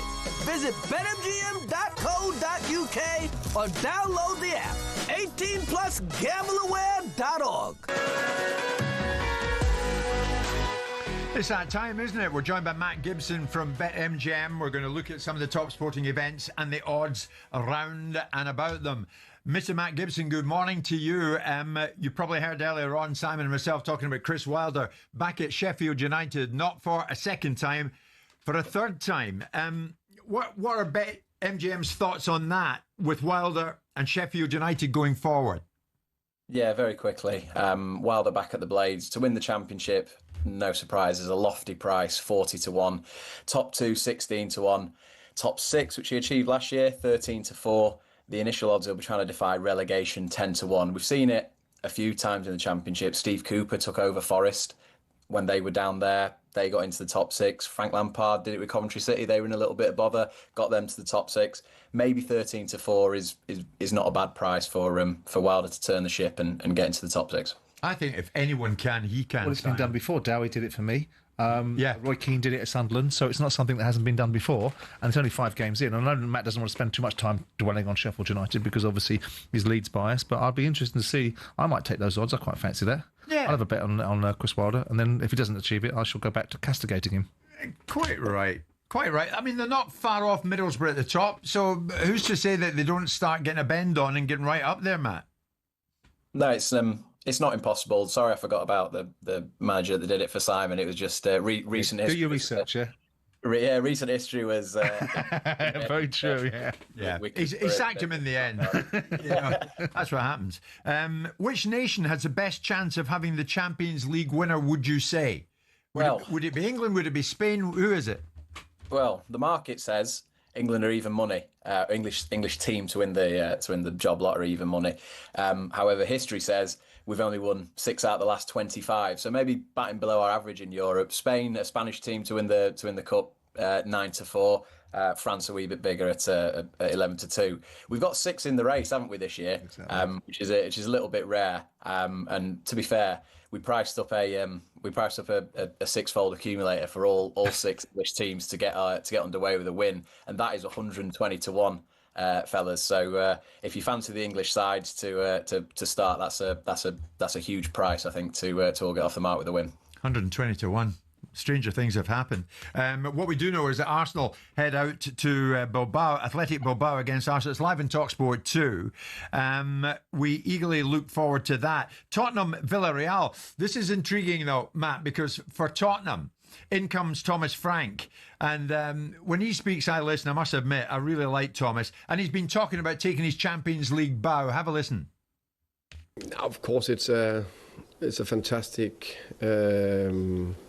opportunity or experience tomorrow. I'll call it experience tomorrow. In many ways, you say, we played with Brentford in Championship at Griffin Park, small, compact stadium, and tomorrow we are playing in one of the best stadiums in the world, if maybe the best, again, in front of our fantastic fans. It's European night. We know they will be absolutely on it. It will be so special. So, really looking forward to the first 2 minutes and the Champions League anthem, and then his focus on the game. Well, I mean, we do know with the departure of Daniel Levy, the people at the top of the club, Simon, were saying more wins, more often. What is this for Tottenham under Thomas Frank in the Champions League? Is this a free hit to an extent? No, of course not. Nothing's a free hit for one of the big clubs in English football. I mean, Spurs, free hit amongst who? Amongst the media that will write them off. Thomas Frank's Well, what do you expect from them? I expect them to qualify. I think they've got a good enough group of players. The opposition they're playing against will present certain challenges to them. But I mean, you look at some of the groups, games they've got to play. You'd expect them to beat teams like Bodo Glimt. You'd expect them to beat teams like Copenhagen. So there's games in there that you'd expect to be not so much gimmies, and Slavia Prague too. So you look at those games and think, well, these are games that they should be able to win. Yeah. Or certainly get something out of, depending upon where they are and where they're playing them. But the fact of the matter is they've got PSG, which is a very, very difficult game. Look, Thomas Frank was hired by Daniel Levy, so it's got nothing to do with anything else. Levy hired him. So whoever comes in above him doesn't make a lot of difference. Thomas Frank is going to do the job that he was brought in to do, irrespective of whether Daniel Levy's there or not. And the question will be, is he going to be good enough to do it? And then the next question will be, of course, which is the differentiator, is will someone else give him more money? Because, of course, the perception of Daniel's reign was that he wouldn't give them the money, a fact that he was working for the majority shareholder and they had the same principle, probably escaping people's notice, or possibly won't when they've now got to put their money where their mouths are. Yeah. Let me put you in the spot, Mr. Gibson. Tottenham Hotspur to win the Champions League. What are we talking about? Fairly chunky price, to be honest with you, Jim. I think over double digits, certainly 16, 18-1 in that sort of mark. They are favourites to get underway with a win this evening, 17-20 to beat Villarreal at home, which Mr. Frank is obviously confident of doing, and likewise Arsenal to go to Bilbao and get off the mark with a win as well. So North London team certainly favourites this evening. Arsenal way short to win the whole thing, round about the 7-1 mark to win the whole thing. But if we're going back to the life-changing sixfold at 120-1, fellas, I think this time tomorrow, should we be on air, I think it'll still be alive with Arsenal and Spurs doing the business. Sure will. Interestingly, Tottenham, as Simon says, got some decent chances to gain points in that group. Villarreal, Copenhagen, Slavia Prague, Borussia Dortmund. Their 4 away games: Bodo Glimt, Monaco, PSG and Eintracht Frankfurt. As if that wasn't enough, we've got the League Cup third round fixtures tonight, the Carabao Cup, or as many people say to me, the Carabao Cup. Yeah, there's 3 games this evening. Sheffield Wednesday Grimsby is one of note. If those games that those two teams went the way the bookies thought they were going to be, that could have been Leeds Man United, couldn't it? But both teams were deservedly knocked out on penalties, which I'm sure Simon will agree on. Sheffield Wednesday 29-20, 13-5 the draw, which both these sides did last time, and Grimsby 8-5 to go to Hillsborough and win. Brentford Aston Villa also in action. Villa, will they get off the mark? Both teams have scored in 6 of the 9 last Premier League meetings between these two. But Villa quite a chunky price at 7-5, I think, to go to Brentford and win. And then Simon's Crystal Palace in action against Millwall. And correct me if I'm wrong, Simon, there's a little bit of needle between these two sides, isn't there? Only heightened by what happened to Big JP Mateta last time these two played each other in a. With the goalkeeper. It's always existed, isn't it? Because it's a rivalry in South London, and obviously over the years, one of my best friends owned them. We used to bankroll their football club by buying their players every now and again to help them out of the problems they'd got themselves into. And we were a proper football club, and they're not. What kind of relationship did you?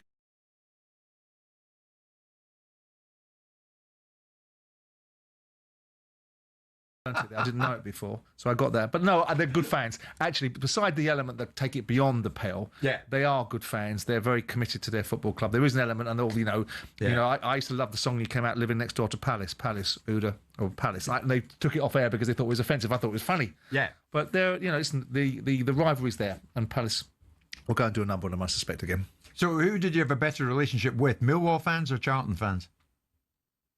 Millwall fans, because I thought Charlton fans were imbeciles. That was nice. Thank you very much indeed. Matt, marvellous having you on again, and only you could get mention of Leeds United in at one stage there, when at no time were we set to refer to Leeds United in our roundup there. That was a look at the latest odds, thanks to Matt Gibson from BetMGM. Visit betmgm.co.uk or download the app. 18 plus, begambleaware.org. It's showtime on talkSPORT with BetMGM. Keep things golden with responsible play at betmgm.co.uk. 18 plus, gambleaware.org.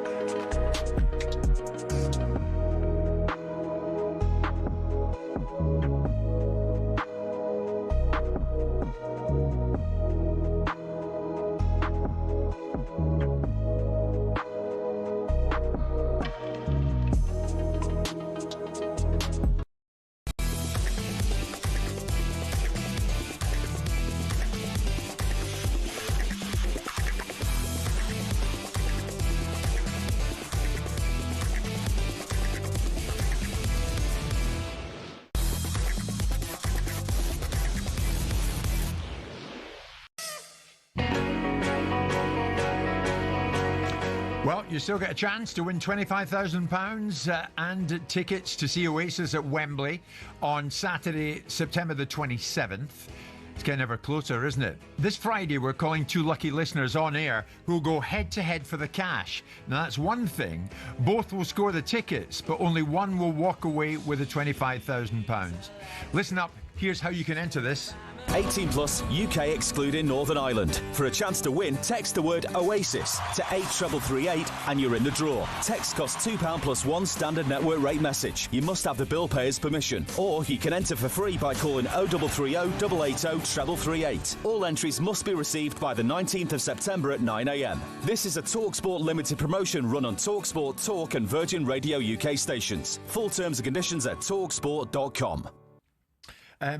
We're interested in how it pans out north of the border with Rangers, because at the moment, Rangers under Russell Martin do not have their problems to seek, it's fair to say. They are 10th in a 12-team league, played 5, won none. That is the stat at the moment for Rangers in the Scottish Premiership. Under Russell Martin, of course, have had the trials in Europe as well, not least against Club Brugge. Now, when the 49ers took over the football club in the summer, Parag Marath, one of the gentlemen at the top of the club, explained why they'd made the decision that Russell Martin is our man. Very excited about him, given his experience being a former Ranger man himself. He understands the unique weight put on him. And it was referenced earlier about how long or short will a honeymoon period be. There's no such thing as a honeymoon period in football. The pressure is always there, every match to win. And he understands that, having been here, having been a successful manager. And really what I've found in my experience is that the really good managers, they not only know what works well for them, but they've also learned from different challenges they've had in their careers and learned what didn't work and how to adjust. And I feel like Russell's done a good job of that as well. Well, it hasn't gone as planned, that's fair to say. Every match is there to win, but Rangers in the Scottish Premiership played 5, won none. And as I say, in a very unaccustomed position for Rangers right now. But Simon, long gone are the days of fans just supporting their club.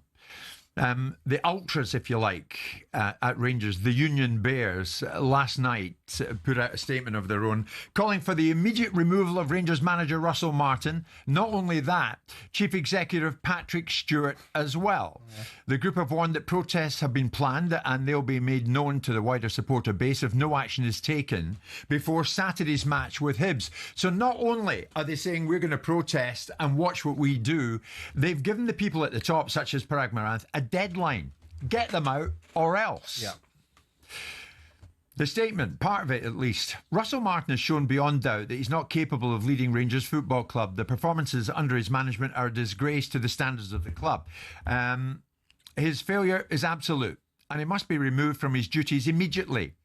The Chief Executive, Patrick Stewart, has been quick to criticise supporters, yet has refused to take responsibility for his own catastrophic decision. As CEO, the appointment of Martin lies entirely with him. The new owners must act quickly and decisively. If they don't, they'll leave the support with no option but to act. So they're letting the ownership know. I saw my comments yesterday. You called it noise yesterday. Well, yeah, I saw my comments being played out on the social media, and I saw it was about as welcome as a French kiss at a family gathering to the Rangers fans. Look, the reality of it is that you can't just allow fans to dictate what you do and don't do. They have a point. They're very proud in their football club. They want to see it operating at the highest level, and they don't expect to see the kind of performances that they're seeing now. And Russell Martin has not produced outcomes that can in any way, shape or form be considered something that people think is acceptable. I mean, I don't think you can look at the chief executive. If you've got you can look at him in conjunction with the ownership. You can't isolate him. And if he's criticised them in the past, I would suggest that the criticism was based upon something they've done. So don't just bring in the fact that he's criticised you with that as if the fact that he's made a mistake over here mitigates the actions that you took. You were criticised for doing things that perhaps you shouldn't have done, whether that was bad behaviour inside a stadium, whether it was flares, whatever it was. Yeah. He had a right to criticise you or to put you back in your box. Right. Look, they can't allow this to continue because clearly, I didn't like it the other day when they came back from a European tie, the Club Brugge humbling, and there was a big banner put outside on Ibrox, and no one saw it amongst themselves say we better get that taken down. If someone, the people would have been aware it was up. So the team rocked up. Russell Martin gets off a bus to see this man's got to be gotten out of our football club. He hasn't shown that he's not capable of running Rangers in the long term. He's shown that he's not capable of running Rangers in the short term. And the one or two things may be exactly the same. It may be exactly the same thing. This hysterical reaction, this over-the-top reaction to the fact they didn't want him in the first place, as he said yesterday. He didn't say arrogant. I got no skin in the game. I don't care whether Russell Martin stays at Rangers or he doesn't. Right? I just don't like the idea that people can shout people out of jobs without giving people enough. And have we really reached the point in football? And this comes from somebody that fired managers as a sporting occupation, right? That people get 10, 11 games. And it has to be that the owners of Rangers that walked through the door, they didn't just allow their chief executive to make a decision. Because I would be amazed if they did. If they did, these are guys that know their way around football. These are guys that are not wet behind the ears, that don't not understand the scale of the football club, do understand the ramifications of making decisions. Yeah. And I hope that if they believe in Russell Martin for reasons that we've yet to see, we can't defend Russell's position. You cannot have 5 Scottish Premier League games and turn round and produce the performances that you've produced. And have no wins. It's poor. Right. And it looks like Russell is struggling, and it looks like there may well be an argument to suggest that he isn't capable of doing the Rangers' job. I'm making that argument. I'm making the argument that football fans have got a right to express their views, but they've got to pack it in when they get carried away with themselves and they can dictate and determine what people don't do, and they're not informed of everything. There is nuance and there is context and there is time. I mean, we've got Man United fans that are sitting there saying Ruben Amorim can't do anything wrong. I mean, the fella's hardly won a game. And those Man United fans, because they've been conditioned now, I suspect, beaten down into accepting less success, are looking at him as a solution, whereas this poor bugger's walked through the door and clearly things aren't right and he might need a bit more time, but forget about it. Not entitled to any more time. What about? And by the way, there isn't a queue of great managers around the world that want to manage Rangers. Well, that's true. What about the language used in the statement from this Ultras group? The new owners must act quickly and decisively. In other words, get rid of Martin and get rid of Stewart, the chief executive. If they don't, they will leave the support with no option but to act. Do what you want. Go on then. Go on then. That's what you're going to do. If I don't believe in Russell Martin, and I've now found that what he told me, as I said yesterday, he sold me a pup, right? It was a bait and switch. What I got in an interview was a good interviewer. What I've got in reality is someone that can't do it. Then I'll have no compunction. I don't need them to tell me. Yeah. I'll do it myself. But if I don't see that, and I think that there's enough in me that wants to give him latitude, I wouldn't. I don't care. I understand that it's easy for me to say, sit in a London studio, don't know the scale of Rangers Football Club. I don't care. You either can run things or you don't. Right. And are you one of those fans who are saying, you're a member of the Union Bears, we don't really know you, but we know you exist. Do you go along the lines, if the club doesn't act as you're instructing them to do so, then you will be left with no option but to act? Is that the way you're thinking? If so, give us a call and tell us why. And what you're going to do precisely. 03717 223344. Simon, in that exchange yesterday that we had between a reporter in the post-match and Russell Martin, I'm advised that it turns out to be a member of this so-called fan media. these days. Part of a podcast. Yeah. And these days, I think Celtic does the same and Rangers seemingly do it as well. A member of the fan media, or several members of the so-called fan media, get to sit with the real journalists. Sure. And fire in questions. Is that advisable? You always said to me, never have fans in the boardroom. What the hell are you thinking? It's different. But here we are in an after-match news conference, fans in the boardroom, and they can fire in. Because you're making commercial decisions that are not steeped, should be making commercial decisions that are not steeped in emotional reactions. They're steeped in experience, understanding, and the commercial wherewithal to know how to make these sort of decisions. You'll get some right, you'll get some wrong. We all know that. Yeah. Do I think they should be in front of managers? Probably not. Do I think that their aim to be in front of a manager is to be divisive? Probably. They themselves will say it's to hold them to account. They themselves will say it's because we ask more pointed, informed questions than traditional journalists, and we have a right. And there is elements of me that agrees with that, because media has moved on now. It isn't just linear broadcasting. Newspapers are dying on their backs. Oh, it moves on, yeah. Right? And social media and other people are coming into the fore. And when you see people like, whether you like the content or not, Mark Goldbridge and people like that observe and opine on their football teams, they've got massive audiences. Yeah. So you can't ignore them. No, but it's all about objectivity, Simon. When we were growing up becoming journalists, all about objectivity. Don't be a fan with a typewriter. That's what they are. You might be objective, Jim, but a lot of your companions are not. They have a vested interest in something, or they have a particular bias towards it, or they've already decided their mindset about what something is, and they've already decided they're bleeding experts. And the fact of the matter is, for years and years and years, we had newspapers picking the England team, deciding who should be the England manager, and I always used to think, pack it in, you're just a journalist, write about what you see, rather than what you think is going on. So I do think there's a place for it. Okay. But you've also got to understand the flip side of it is that you're going to catch some shrapnel as a result of it. And if you want to bring them in... Right. Then you're going to catch shrapnel, because they're going to behave the way. And by the way, the people that have to deal with these guys should be able to deal with them.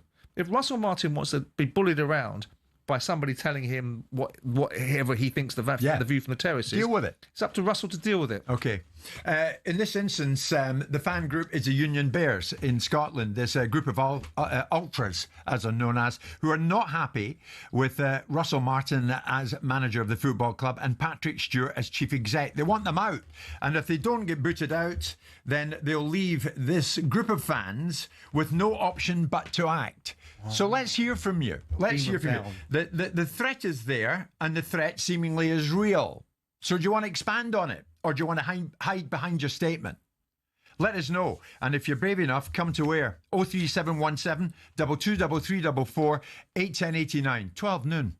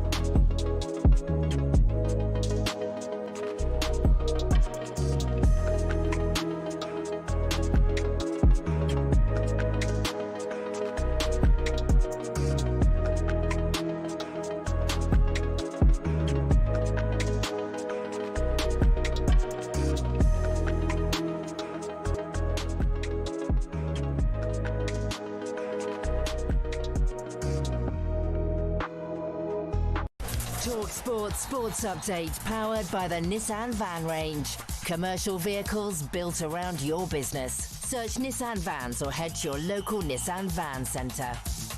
With your headlines at 12:02, I'm Nick Ellaby. Good afternoon. Thomas Frank is looking to create some Champions League memories of his own tonight as Spurs host Villarreal. Meanwhile, captain Cristian Romero admits he made a mistake in criticising Tottenham's ambitions last season. Obviously, there are always things to improve, and we have to do them. But I think the club is making the right decisions to move forward to the next level. But anyway, we're working to make things happen, so I'm very happy here, and that's what's important. Over in Bilbao, Arsenal kick off early against Athletic Club. That's live on talkSPORT 2 from 5 p.m. Aberdeen's Director of Football, Stephen Gunn, will step down next month. That's after 25 years there. Former player David Lorry stepping into the job on an interim basis. The Hillsborough law is passing through Parliament today. Here's campaigner Sue Roberts. Today is monumental. It's a day that, even a week ago we didn't think we were going to get. Our legal people still had issues, but now they've been resolved. People in government, they want this to happen. The Hillsborough law aims to make it a legal requirement for public officials to tell the truth during any inquiry and give bereaved families more legal help at inquests. MPs are debating those plans today. The F1 sprint race returns to Silverstone next year, while Montreal, Zandvoort and Singapore will all host a sprint for the first time in 2026. And Ronnie O'Sullivan has pulled out of next week's British Masters. That's due to health reasons. The opening rounds start on Monday. There's more at talksport.com. talkSPORT News. A British soldier could be extradited to Kenya after being charged with the murder of a woman 13 years ago. And the United Nations body has concluded Israel is conducting genocide in Gaza. Then more from the news team at past. talkSPORT weather with QuickFit. Get a free vehicle safety check at all of our 600 centres nationwide to keep you safe on the road. Visit your local centre or quickfit.com and book today. Bright and warm day ahead for most. Sunny spells and scattered showers this afternoon. Less windy than yesterday.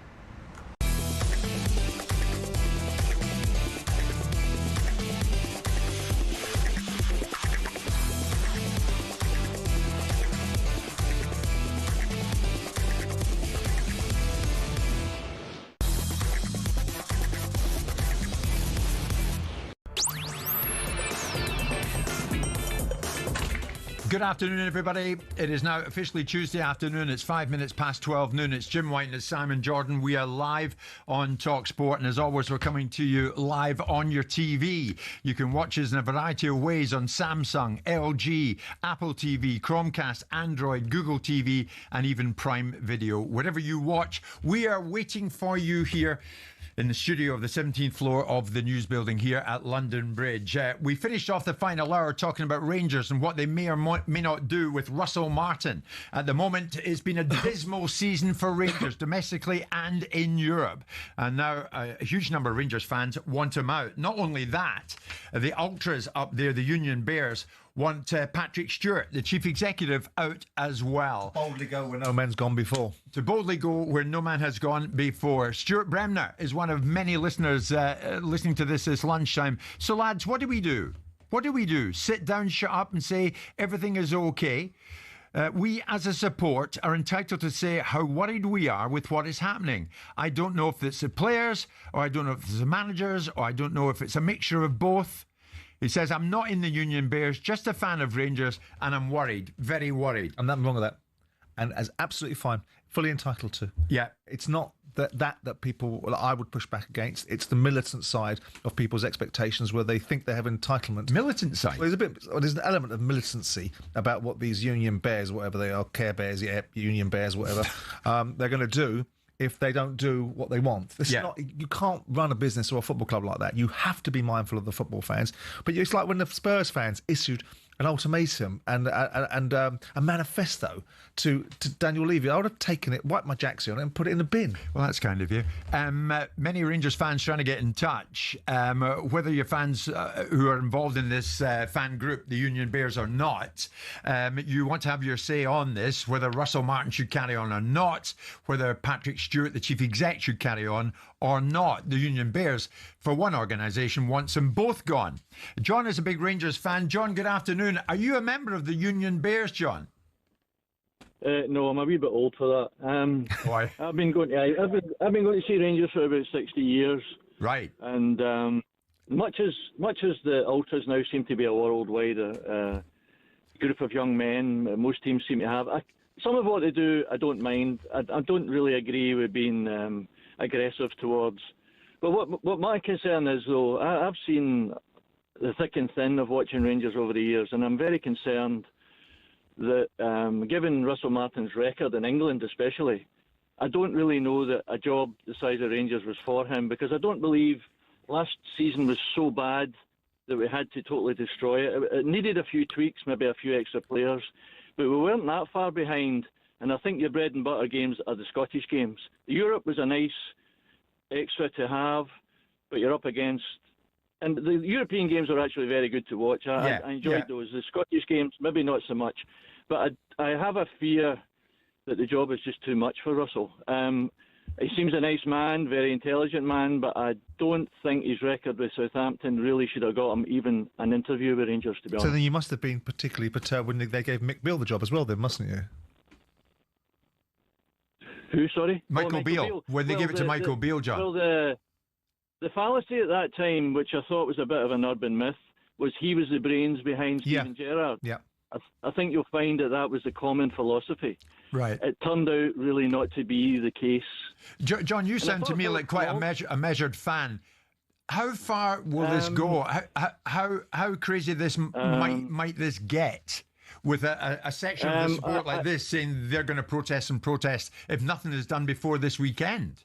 I think what will happen is you'll get a few banners and a few shouts, but I think I can tell by my peer group, what will happen is European games will certainly not be anywhere near a sellout, and that will show there'll be no backsides on seats watching it. In fact, I'm finding it hard to even watch on the television at the moment, even if I don't go to a game. I find it's a dreadful style of football. We seem to be stuck with it all over. All the teams are trying it, and it's just not nice to watch. You're playing all your football in one end of the park when we really want to see it at the goal-scoring end of the park. Right. And your average fan, that's what you want to see. But you're maybe not as hysterical, John, as this fan group is sounding to be. But you want Martin gone, and you want Stewart gone too. No, I don't. I'm not really going. I don't know much about Patrick Stewart. All you see is what the manager and the team does. Right. John, and listen, thank you. First thing you see. All right, thank you for the call. I mean, that's a more measured approach, but certainly he's saying it's going from bad to worse. But most people will have a measured approach, and they will have their discontent and their malcontent, and they have every right to air it. Yeah. What you want to hear is from these guys that think they can send out statements and issue ultimatums. Let them explain how they think they're going to manifest an outcome and what they think they're going to achieve by having this sort of robust, as I would say, slightly entitled militant approach to demanding how things will play out. Well, they've given them a deadline. They want both of them gone by the weekend or they will start protesting. Fast approaching, a little bit after that game this weekend, is the Ryder Cup. An amazing golfing event. That all gets underway over in the US a week on Friday. talkSPORT's golf correspondent Rupert Bell joins us live this lunchtime. And here's the interesting thing about this. At this particular point in time, Rupert, we understand that Europe's Ryder Cup players have been provided with VR headsets. Why is that? Well, it programs them with insults through the headsets in an attempt to be ready for the partisan New York crowd that they're going to come up against next week. Rory McIlroy has even revealed the lengths they're going to in an attempt to combat the vitriol. He says it's just to simulate the sights and sounds and the noise that we are going to endure. Is it really going to be that bad? Not going to be quiet, that's for sure. How bad it is, well, only time will tell, but it's going to be lively. It's going to be intimidating. You know the American crowd will be hugely partisan. It's whether it crosses what is deemed the bounds of respectability. How far do they push it?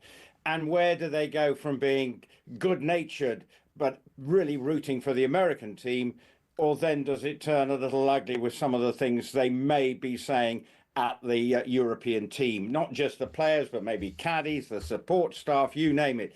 So it does just reflect that Luke Donald does think outside the box in terms of trying to make sure his team are as well prepared as ever. The fact is they've gone 3 days now. They're in New York playing Bethpage. We saw pictures of them yesterday. They flew out on Sunday night to get a feel and then give the players a chance to sort of decompress for a few days, then enter the cauldron from Monday onwards. And it just reflects, I think, Luke Donald's attention to detail. But it's going to be lively through the, not just in the build-up, but during the 3 days During as the well. 3 days. I mean, virtual reality headset, Simon. Maybe I need a headset like that from the point of view sitting beside you every morning. I don't know. I mean, look, we spoke about it last week with Rupert to ask how many members of the Ryder Cup played in the last Ryder Cup tournament. There's 7, not 1. 7 that played the last time. Hang on. I'm just saying, Rupert. I'm just saying. I didn't hear your question. We'll get your ear trumpet out there. Get them. My case for the defence, my lad, was that I thought you were talking about Medina. I am aware. We'll let you off, Rupert. So my point in all that facetiousness that I was making at Rupert's expense there, and I'm sure he'll even screw up somewhere down the line, is that they know this environment. They know what's coming their way. Yeah. If they want to make the little gimmicky additions to their resolution to be able to overcome the adversity, the best way to overcome the adversity, play well. Quieten the crowd. Exactly. Quieten the crowd. Yeah. And there's plenty of robust golfers in that European selection to be able to overcome it. Difficult. It's going to be difficult. And I think it adds to the intrigue. I think it's fabulous. I think the more noise there is, I mean, there's nothing like quietening down a plaid-wearing, overweight New Yorker, is there? Do you get more nervous the closer it gets, though, Rupert? Because the Americans feel they've only got to turn up and win this thing. I think deep down they don't think they just can turn up and win this, because they look at the 12-man team that has been assembled by Luke Donald. There's only one change from the last Ryder Cup. It's a Højgaard for a Højgaard. They're all totally used, except for Rasmus Højgaard, for playing out in the States. Remember, Tommy Fleetwood just has come and won the big season-ending tournament. Rory McIlroy, with his achievements, they're used to it. But obviously, it's how they deal with the extra level of sort of antagonism towards them. That will be the mark of success. But Simon's absolutely right. If they get off to a fast start and actually quieten the crowd, and bearing in mind Donald Trump's going on the first day, so that will add an extra level of sort of patriotism, and it would be certainly good from a European perspective if in the morning foursomes they open up with a good lead, because that will give the Americans food for thought. And it's probably Donald Trump turning up on that day probably wants to feel that the Americans are on the road to success. But if they get off to a good start, then that might change the whole demeanour of not only Donald Trump's visit to the Ryder Cup, but the thousands of American fans who will be there Rupert, as well. Before you leave us, I've got to mention it. For the first time, players are going to be paid to take part in the Ryder Cup. The Americans, they're getting $500,000 each. About £370,000 per man. $300,000 of that, though, goes to charity. The remainder can be spent any which way they see fit. Patrick Reed, who missed out on the US team, says, that can't be right. I would play for nothing. It shouldn't be about money. What do you think?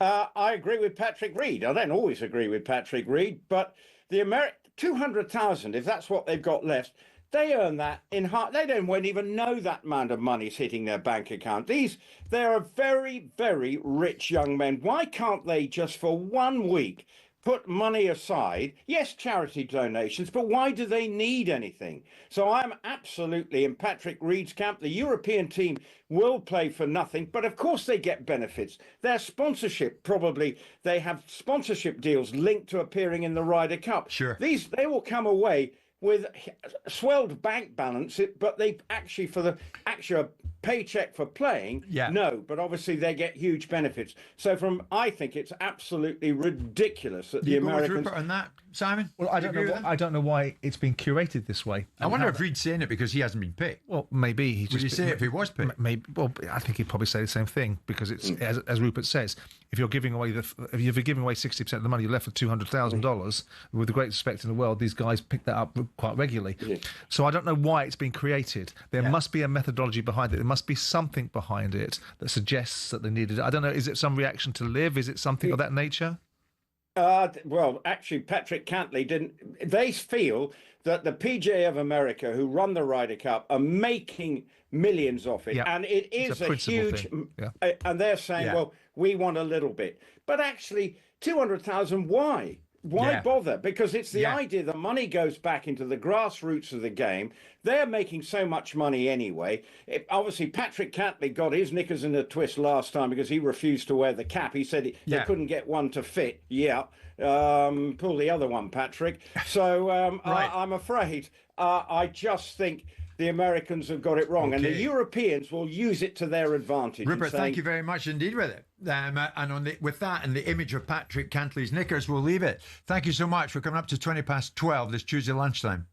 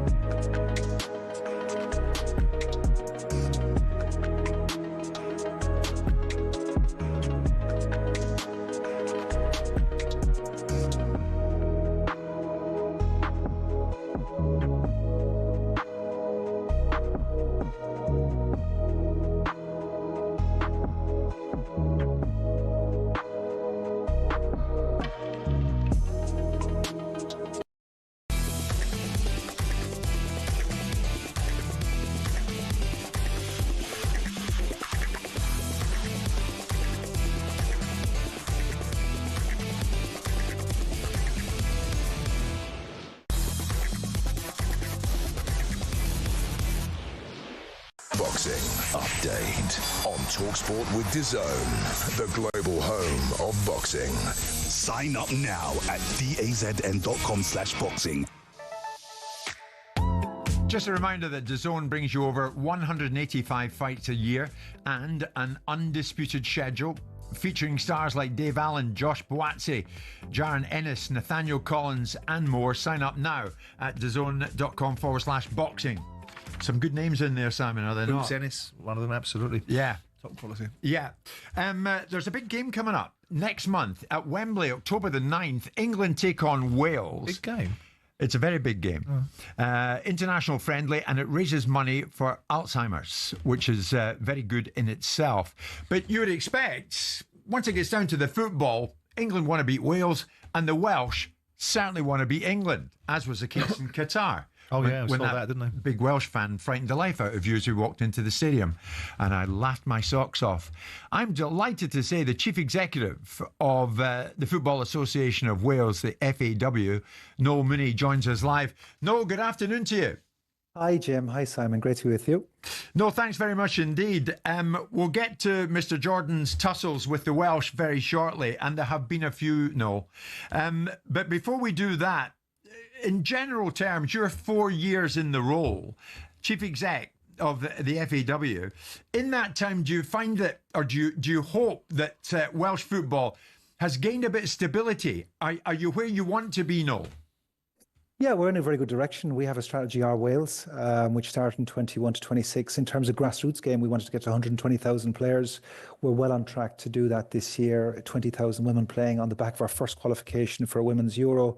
Our men's team under Craig Bellamy are in Nations League A, which is the Champions League, I suppose, of international football. So the draw will be early next year. We could play against the likes of the Spains, France's, England's and so on, which is where we want to be. So at international level, as I say, having been to our first Women's Euro and our men in Nations League A as well, we're certainly in the right direction. At grassroots, we've gone a lot in terms of facilities. We've invested hugely in building grassroots pitches across Wales so that more girls and boys can play football. And then our domestic leagues, our Welsh Premier Division needs a lot of investment, which we're putting into it now. It's got its first plan and its first first full-time people coming into the game to run the clubs and so on. So we're well behind our neighbours in England in that regard, but we're now investing heavily in that. And our Adran Premier Division, which is the Women's Premier League, which has Wrexham, Swansea, Cardiff and so on in it. We're investing very heavily in that. So all levels, I think we're going in the right direction. It all sounds good, Noel. Am I right in thinking that in Wales, football is now, I hesitate to think, I hope I'm right about this, more popular than rugby? Well, I mean, independent research would tell us that it's well ahead, and there's 15% points, so ahead of rugby. So at all levels, whether it's international, grassroots participation, football is by a distance the largest sport in Wales, and that's our job, is to keep it going that way. I think the distance can get even bigger over the years. The plans that we have for Welsh football coming to fruition in terms of hosting Euro 28, for example, Women's World Cup in 35, hopefully, and growing the game at all different levels. That we go further and further, and so we should. By the way, I mean, football is the global sport. Everywhere you look, football is, and so why shouldn't in Wales us be number one by a distance? Yeah, Noel, I think the man beside me here, you have high regard of Craig Bellamy and what he's doing at the moment. I think you think he's the right man for the job. Well, yeah, I think it's an interesting time and it's an interesting appointment. Craig, I've known Craig for a long time, and he's learnt lessons and been involved in various things in his life that will create different thought processes. But what he is very nationalistic towards, and it's very interesting that you see a lot of that coming in Welsh football, Cool Cymru, as it's being called, and the passion behind the Welsh team. A lot of it's done in their own language. A lot of the pop stars, whether it be Manic Street Preachers or Goldie Looking Chain or Super Furry Animals, are all involved with making songs about Welsh football. So I think it's an interesting time for them, and why shouldn't it be? Yeah, it's a great sport. As Niall says, it's the biggest sport in the world. So why wouldn't you expect it to be part of the ambition that you have in Wales to be successful at it? Well, what is the ambition, Noel? Because right now you sit third in Group J in terms of World Cup qualifying. You're behind Belgium and North Macedonia. So are you hoping for a sprint finish to get you over the line? Yes, we're hoping for a sprint finish to get us over the line and to play in USA, Canada and Mexico next summer. We had the experience of qualifying for the last World Cup, our first in 64 years, when we got to Qatar, which was great for us. But we want to get there next year. I'd spent a lot of time talking to Craig about what we're trying to do with the side and so on. And as Simon said, he's a he's a brilliant character. His intensity, his mind on the game. I think that we're very lucky. I think we've hired a genius as our manager. He's just his knowledge of the game and the way he wants to play the game has revolutionised how we play. As I say, he came in. We were in Nations League B. He got us promoted above Turkey to Nations League A in his first go. Now we want to qualify directly for the World Cup, and that's very much Craig and the teams. My friend, we've just gone that long trip to Kazakhstan last week and come back with the spoils, with the 3 points, which was fantastic. Now we come to really where the rubber hits the road, which is Belgium at home. After we play England in the friendly at Wembley next month, we come back to Cardiff, and in Cardiff City Stadium we play Belgium, and that's going to be a massive night. We sold out that game in minutes here because the interest is phenomenal around that game. Then we travel to Liechtenstein, and then we've got North Macedonia coming to Cardiff. So we really need to win the last 3 matches to give us a good chance. Yeah, it's doable. We feel it is, and Craig certainly feels it's doable. I hope so. It's there for us. It's really doable. But if you're to get to the finals, unlike in Qatar, we felt we watched during Qatar, and we felt that that's about as good as it got for the Welsh. They qualified for the World Cup finals. I can hardly talk here as a Scot. But you want to go to the USA next summer, and not make up the numbers. Do something there. Yeah, now you have. I mean, Wales getting to the 2016 Euros and getting to the semi-final set quite a benchmark, to be fair. Yeah. We had obviously some very special players with, of course, Gareth Bale and Aaron Ramsey being standout ones.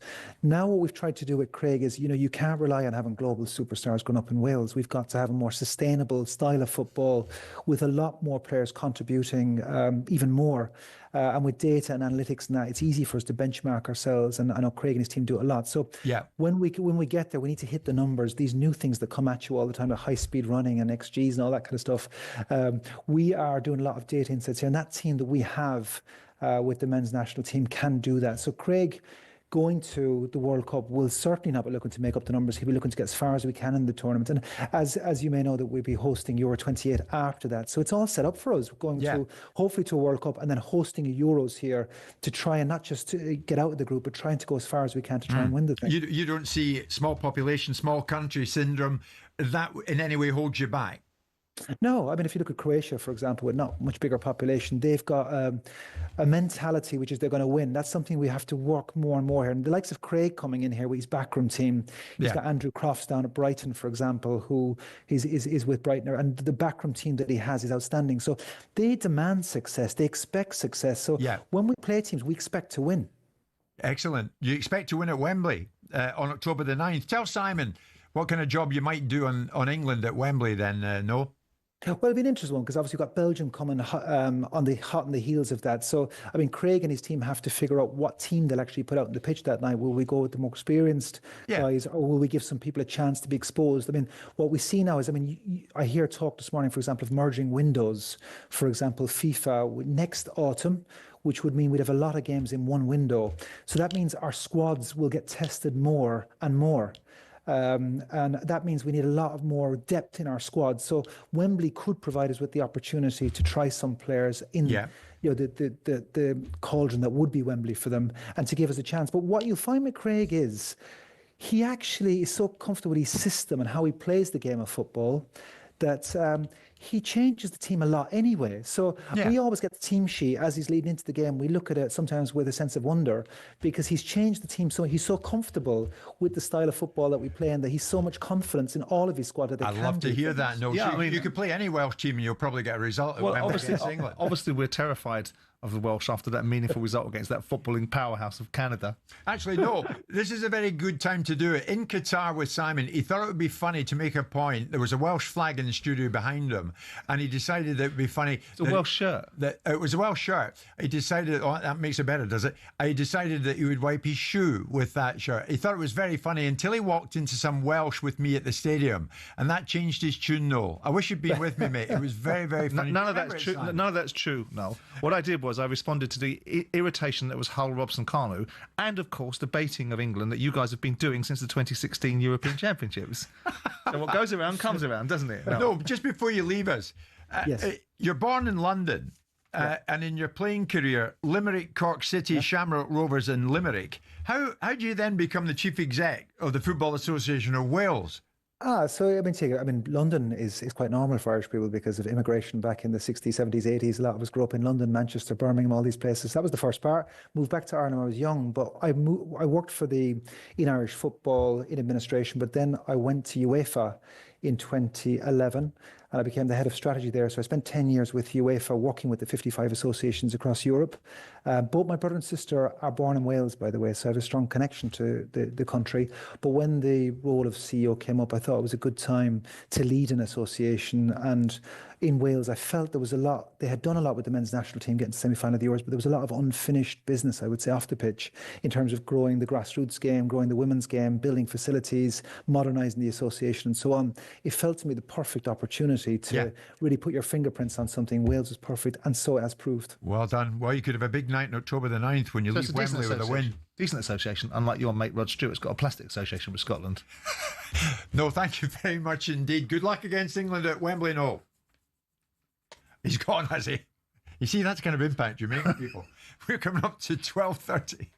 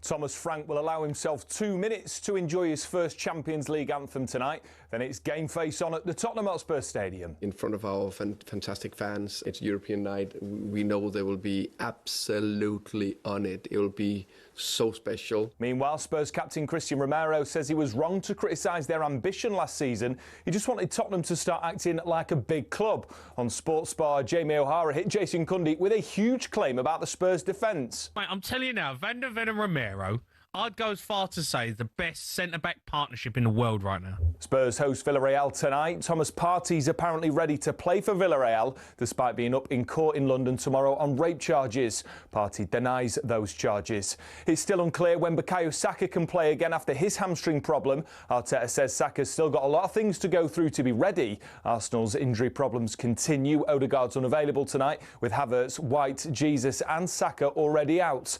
And the Prime Minister has welcomed some of the families who lost loved ones during the Hillsborough disaster to Downing Street. It's to mark the introduction of the so-called Hillsborough Law to Parliament, which the government says will end a culture of cover-ups. Here's campaigner Sue Roberts. Today is monumental. It's a day that, even a week ago we didn't think we were going to get. Our legal people still had issues, but now they've been resolved. People in government, they want this to happen.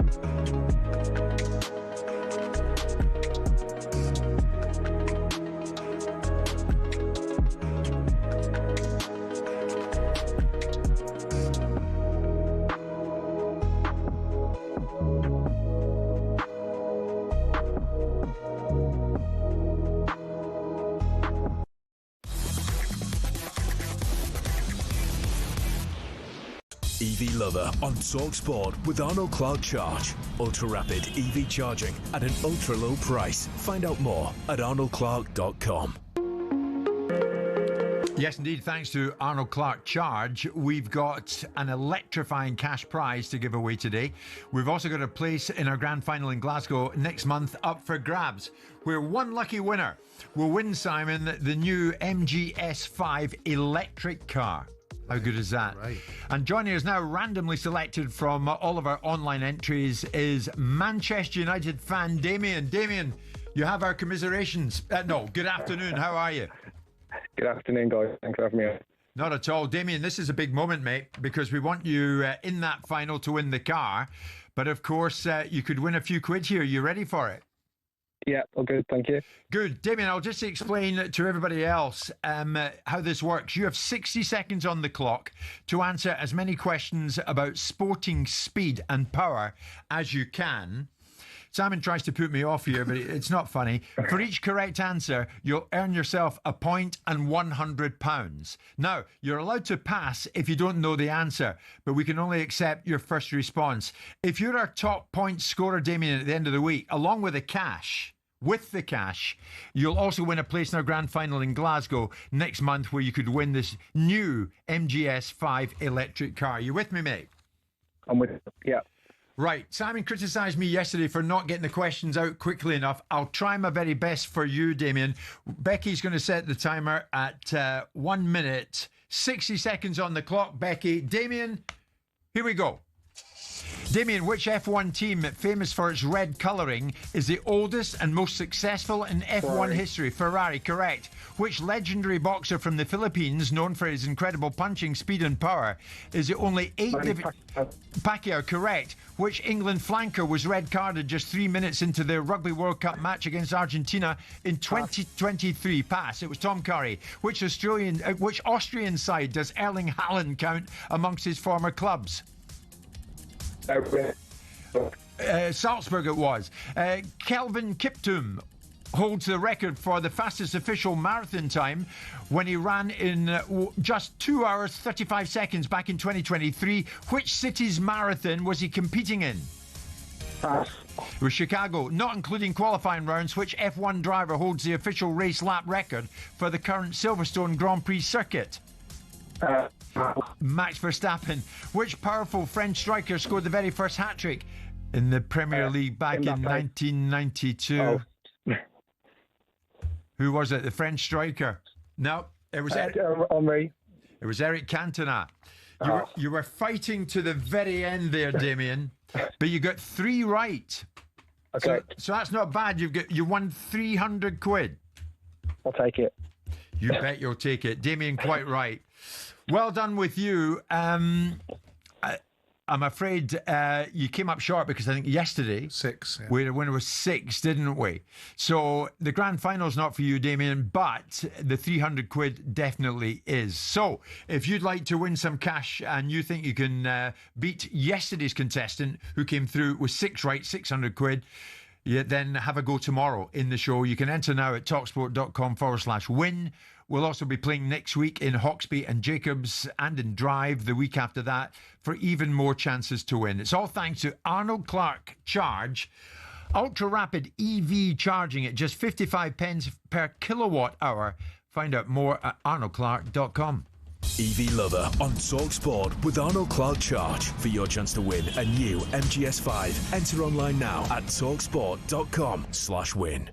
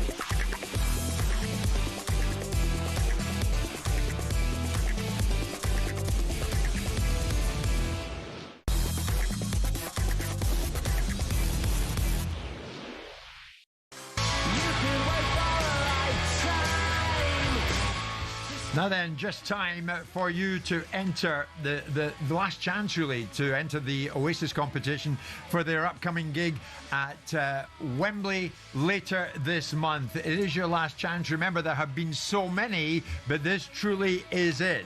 So this Friday, we're going to call 2 lucky listeners on air who will go head-to-head for £25,000. The 2 lucky listeners will both score the tickets as well, but only one will walk away with the 25 grand. Listen up. Here's how you can enter. 18 plus, UK excluding Northern Ireland. For a chance to win, text the word Oasis to 83338 and you're in the draw. Text costs £2 plus 1 standard network rate message. You must have the bill payer's permission. Or you can enter for free by calling 0330 880 338. All entries must be received by the 19th of September at 9 a.m. This is a talkSPORT limited promotion run on talkSPORT, Talk and Virgin Radio UK stations. Full terms and conditions at talksport.com. So much for that. It's time for this. The Real Deal on talkSPORT with Selco Builders Warehouse. For the latest special offers, pick up this month's Real Deals in branch or view online at selcobw.com. First up, and Simon, if this guy doesn't constitute being the real deal, I don't really know who does. Erling Haaland. What an incredible individual. What a player he is. Again, starring in the Manchester derby, finding the back of the net. Is Erling Haaland the man who can topple Alan Shearer's long-standing Premier League record? He now has 5 goals in 4 Premier League games this season. He has 90 in 101 Premier League games and 50 in 50 at home for Manchester City. So he is flying. He's going to have to go some to get close to Shearer's record. But at the end of Shearer, incidentally, 260. But he is flying towards it. Absolutely flying towards it. Sits currently on 90. But his rate of scoring suggests that he will get there. I mean, you're not having it. No, I believe if he stayed here, he'd achieve it. Yeah, I don't doubt it. His goal-scoring record is remarkable. He scored 48 goals in 45 games for Norway, and they're bloody awful international side. So if you can score goals playing at that level in a team that got that lack of standard and that lack of quality, then he can score goals everywhere. And he has scored goals everywhere. People have criticised his lack of build-up play, and Roy Keane compared him to a League Two player last year, whatever he did, to get some reaction from people. But he's a goal scorer. So unless he's going to stay here for another 5 seasons, which is what it will take for him to get that level of goals, I suspect, if he gets a goal a game, which is roughly what he's getting, he won't. He signed a multi-year contract. I know contracts are worth the paper they're written on, but you don't expect him to stay there? No, I don't think so. I think there are other opportunities will come, not because Man City aren't a good football club before their fans get all their knickers in a twist, but because opportunities will come for him in different spaces and he'll want to broaden his horizons. A 10-year deal he signed. Yeah. Doesn't do that for nothing, do you? Well, you do and you don't. I mean, you do it because you obviously know you're going to be committed into a contract, but you also know that the club can retain some value over your registration and command decent fees for him. But I would, and we've just seen what contract's worth, haven't we? We've just seen Isak do what he wants to do when it comes down to it. And I would imagine there's more in the agreement than just a straightforward 10 years you'll do as you're told. I guarantee you there'll be caveats in that contract which enable him to be able to facilitate. I mean, this is a guy that managed to score as many goals as he did for Dortmund and got a £55 million release clause in his contract. Mm. So, you know, at a time when a player like that would have been worth at least double that. I mean, ironically, Harry Kane was getting towards eclipsing Shearer's record, but then went to Bayern Munich. Yeah. You think the same will happen here, only with Haaland, and he'll go someplace else? Well, I hope not. I hope that he stays in English football because it's beneficial to us to have the best players in the Premier League. But I think that inevitably, if he's been there, this is his 3rd season now, isn't it? If he's there for another 2 seasons, he'll have done 5 years. He'll be 27 years of age. He'll be at the peak of his powers in the last big move of his career coming up. Yeah. So I would think that he'll be out of there. Guardiola's not going to be there forever. Change of management, change of direction. Man City might not be so dominant, irrespective, because the landscape has been levelled off a little bit with financial governance, and hopefully that will be abolished. But if it isn't, it'll be levelled off. Guardiola's genius will depart, and there might be a sea change in Man City's opportunities at the same time as Madrid or Barcelona or one of these other big clubs in Europe fancy are calling at his door, and out you go. So I don't think he'll get there. You've taken me very nicely to Real Madrid. Do they constitute being the real deal? I would think not, but anyway, I'll let you answer that.